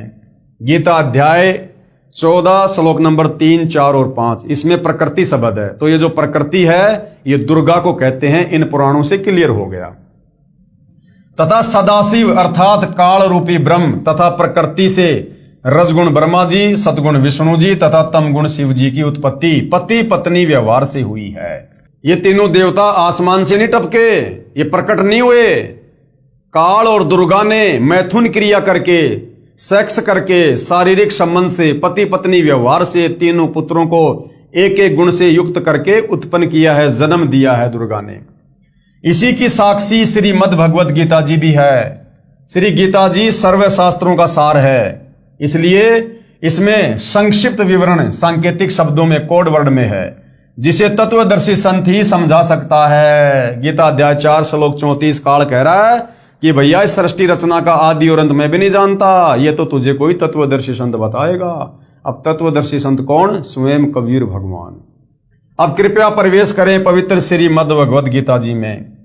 अध्याय 14 श्लोक 3 से 5 में पवित्र श्री मद् भगवत गीता बोलने वाला काल श्री कृष्ण जी के शरीर में प्रेतवत प्रवेश करके कहा कि प्रकृति यानी दुर्गा तो मेरी पत्नी है और मैं ब्रह्म इसकी योनि में बीज स्थापना करता हूं जिससे सभी प्राणियों की उत्पत्ति होती है। मैं यानी काल सबका पिता तथा प्रकृति यानी दुर्गा सबकी माता कहलाती है। कहां? 21 ब्रह्मांड में। इस 21 ब्रह्मांड में काल और दुर्गा के अधीन जितने भी प्राणी हैं उन सब की उत्पत्ति पति पत्नी व्यवहार से काल और दुर्गा से होती है और अपने तीनों पुत्रों को एक एक गुण युक्त करके ये अपना सृष्टि क्रम चला रहे हैं। मैं यानी काल सर्व का पिता तथा प्रकृति यानी दुर्गा सबकी माता कहलाती है। प्रकृति यानी दुर्गा से उत्पन्न तीनों गुण रजगुण ब्रह्मा, सतगुण विष्णु, तम गुण शिव जी जीव आत्मा को कर्म आधार से शरीरों में बांधते हैं। अब बताओ ये ब्रह्मा विष्णु महेश तो हमें काल और दुर्गा के अधीन होकर कर्म बंधन में बांध के रखते हैं ताकि हम काल के जाल से ना छूट जाएं और हम इन्हीं की पूजा करके मुक्त होना चाहते हैं, मोक्ष प्राप्त करना चाहते हैं, कभी नहीं कर सकते। अर्थात ये तीनों ही सर्व प्राणियों को संस्कार के आधार से उत्पत्ति स्थिति तथा संहार करके फंसा कर रखते हैं। अध्याय 11 श्लोक 32 में कहा है कि मैं काल हूं। ये दुर्गा का पति काल, ब्रह्मा विष्णु महेश का पिता काल गीता ज्ञान देते समय श्री कृष्ण जी के शरीर में प्रेत की भांति प्रवेश करके क्या कह रहा है? अध्याय 11 श्लोक 32 मैं काल हूं, सर्व को खाने के लिए प्रकट हुआ हूं। अध्याय 11 श्लोक 21 में अर्जुन कह रहा है कि आप तो ऋषियों को भी खा रहे हो, देवताओं तथा सिद्ध भी आपके मंगल अर्थात रक्षा की याचना कर रहे हैं, वेदों के शत्रुओं द्वारा आपकी स्तुति कर रहे हैं, परंतु आप सबको खा रहे हो। यानी अर्जुन करा कि भगवान लोग तो आपसे भीख मांग रहे हैं जीवन की, आपकी महिमा कर रहे हैं और आप तो उनको भी खा रहे हो। कुछ आपकी दाढ़ी में लटके दिखाई देते हैं, कुछ आप में प्रवेश कर रहे हैं। तो भैया ये काल किसी को नहीं छोड़ता। जब ये अपने तीनों बेटे ब्रह्मा विष्णु महेश को नहीं छोड़ता, इनको भी तपस्या पे भून भून के खाता है। जब मनुष्य रूप में इनका शरीर छूटता है तो बताओ फिर औरों को क्या बख्शेंगे ये? इसलिए परमात्मा कहते हैं माया काली नागनी आपे जाए आपे खाए और कुंडली में छोड़े नहीं सो बातों की बात है। तो भाइयों और बहनों, आज आप और हमें बड़े परम सौभाग्य से कबीर परमेश्वर जी जो स्वयं धरती पर तत्वदर्शी संत के रूप में सतगुरु रामपाल जी के नाम से प्रकट हैं, उनकी शरण प्राप्त हुई है। ये कितना उलझा हुआ ज्ञान है इन शास्त्रों में, कहीं कहीं से उठाकर कबीर परमात्मा सतगुरु रामपाल जी कैसे कैसे आप और हमारे लिए सेट करके इस पवित्र पुस्तक ज्ञान गंगा में लिखे हैं ताकि हम समझ सकें, काल के जाल को समझ सकें, ब्रह्मा विष्णु महेश के षड्यंत्र को समझ सकें। जब ये ब्रह्मा विष्णु महेश खुद काल के षड्यंत्र में फंसे हुए हैं, इनको भी नहीं पता पूरी व्यवस्था का, एक ब्रह्मांड की रचना का नहीं पता, तो सोचो आम प्राणियों की आप और हमारी क्या औकात जो हम पूरी कंप्लीट सृष्टि रचना को समझ जाएं। तो ये कंप्लीट सृष्टि रचना कबीर परमात्मा ने आज सतगुरु रामपाल जी के नाम से प्रकट होकर स्वयं समझाई है। तो आज भाई और बहनों शुभ अवसर है, गोल्डन चांस है इस काल के भयंकर षड्यंत्र से बाहर निकलने का। अगर इस समय हम मौका चूक गए, दाव चूक गए और अपनी किसी कमजोरी के चलते अहंकार वश यदि हमने तत्वदर्शी संत सतगुरु रामपाल जी की शरण प्राप्त करके सत भक्ति नहीं की तो भाई और बहनों युगों युगों फिर लग 84 योनि में गधे कुत्ते सुअर कीट पतंग मक्खी मचल शेर भालू पता नहीं क्या क्या, और दुर्गति दुर्गति फिर दुर्गति दुर्गति, फिर भगवान भी जल्दी से नहीं संभालेगा क्योंकि आज भगवान हमें संभालने के लिए आया है और हम नहीं संभालेंगे फिर ये परमात्मा नहीं संभालेगा, फिर युगों युगों तक बहुत लंबा कष्ट हो जाएगा। तो भाई और बहनों थोड़ी सी मत कर लो, अपना आधा जीवन तो चला गया है, आधा सा शेष है, पूरे की कामना मत करो। मालिक कहते हैं जीवन तो थोड़ा ही भला जय सत सुमरण होए, लाख बरस का जीवना लेखत रहना कोई। अगर बात समझ में आ जाए, ज्ञान समझ में आ जाए, ये षड्यंत्र समझ में आ जाए काल का, तो सतगुरु रामपाल जी की भक्ति तन मन मन कर्म वचन से दिलो जान से दिन रात करके और यहां से फारिग होने की कोशिश करो। फिर वो सारे सुख, सारे ठाठ बाट, सारी मौज मस्ती, सारे भोग विलास फिर वो सतलोक में मिलेंगे। सतलोक में अखंड सुख, अखंड, वहां भी पति पत्नी है लेकिन वहां यहां की तरह मैथुन क्रिया नहीं है। यहाँ की मैथुन क्रिया में हम जो झूठा आनंद लेते हैं सेक्स करते समय, शतलोक में इससे करोड़ों गुना ज्यादा उत्तम आनंद वहां पर एक दूसरे को देखने से आता, देखने से। और वहां का भोग विलास यहाँ के भोग विलास से करोड़ों अरबों गुना ज्यादा श्रेष्ठ और उत्तम है, आनंददायक है। तो सब कुछ मिलेगा वहां पर, सब कुछ। जो गंदा सुख यहां पर काल हमें दे रहा है उलझाने के लिए, उससे करोड़ों अरबों गुना ज्यादा परम आनंददायक सुख हमें शतलोक में मिलेगा। और फिर हमारे ऊपर कोई जो है वो कर्म नहीं लगेगा, कोई पाप नहीं लगेंगे, कोई चिंता नहीं, कोई टेंशन नहीं, कोई 3 गुण नहीं, कोई कुछ नहीं। अजरो अमर शरीर मिलेगा, निरोगी शरीर मिलेगा, ट्रांसपेरेंट शरीर मिलेगा, पारदर्शी शरीर। 16 सूर्य जितनी चमक है, सबके अपने महल हैं, ठाट बाट हैं। यहां तो एक मोटरसाइकिल, एक 4 व्हीलर के लिए आदमी पूरी जिंदगी गधे की तरह कमाता है, फिर भी वो किस्तों पे लेके आता है, फिर किस्तों के टेंशन। और वहां सबके पर्सनल विमान, बिना डीजल पेट्रोल के, बिना इंजन के, जो इच्छा करोगे वहीं जाएगा, वहीं उड़ेगा। वहां कोई एक्सीडेंट नहीं होता, पहाड़ों के अंदर से निकल जाओ जाए। निःशुल्क खाना पीना रहना, सब कुछ परम आनंददायक। ना गर्मी, ना सर्दी, ना बरसात, एक रस मौसम, मीठी मीठी धुन, अनहद नाद बजता रहता है, मन को आनंदित करने वाला। तो भाई और बहनों, वहां के ठाट बाट तो अजब गजब हैं, जैसा गुरुदेव भगवान हमें बताते हैं। लेकिन मिलेंगे कब? जब पहले हम काल के भयंकर षड्यंत्र से परिचित होंगे, गुरुदेव के सत्संग सुनकर, पुस्तकों को पढ़कर। जब हम इस सारे उलझे हुए अज्ञान से परिचित होंगे और फिर गुरुदेव ने किस प्रकार से सुलझाकर हमें समझाया है, फिर हमारी भक्ति करने की रुचि बनेगी। जब काल के डर से भयभीत होकर हम सतलोक जाने की तरफ अग्रसर होंगे। भय बिना भक्ति नहीं होती, और भय बनेगा ज्ञान से कि रह गए तो फिर क्या बनेगा। देख लो, ब्रह्मा विष्णु महेश की चक्री बांध रखी है, आप और हमारी क्या औकात है। तो भाई और बहनों, सतगुरु रामपाल जी परमेश्वर जी ने आप और हमारे आत्म कल्याण के लिए कोई कसर नहीं छोड़ी है। अब यदि कमी रहेगी तो हम खुद ही अपने पैर पर एक कुल्हड़ा मार सकते हैं। बाकी भगवान ने तो दया करने में भाई छप्पर फाड़ रखा, छप्पर। बाकी भाई अपने अपने भाग, अपने अपने संस्कार, सकल पदार्थ हैं जगमाही, भाग बिना नर पावत नहीं। तो भाई और बहनों, आज के पवित्र ज्ञान गंगा पुस्तक पर बन रहे वीडियो की श्रृंखला में केवल इतना ही। कल परमेश्वर की सेवा में फिर हाजिर होंगे। तब तक गुरुदेव भगवान हम सबको आज्ञा दे, आशीर्वाद दे, सद्बुद्धि दे, मार्गदर्शन करे। बंदी छोड़ सतगुरु रामपाल जी परमेश्वर जी की जय हो।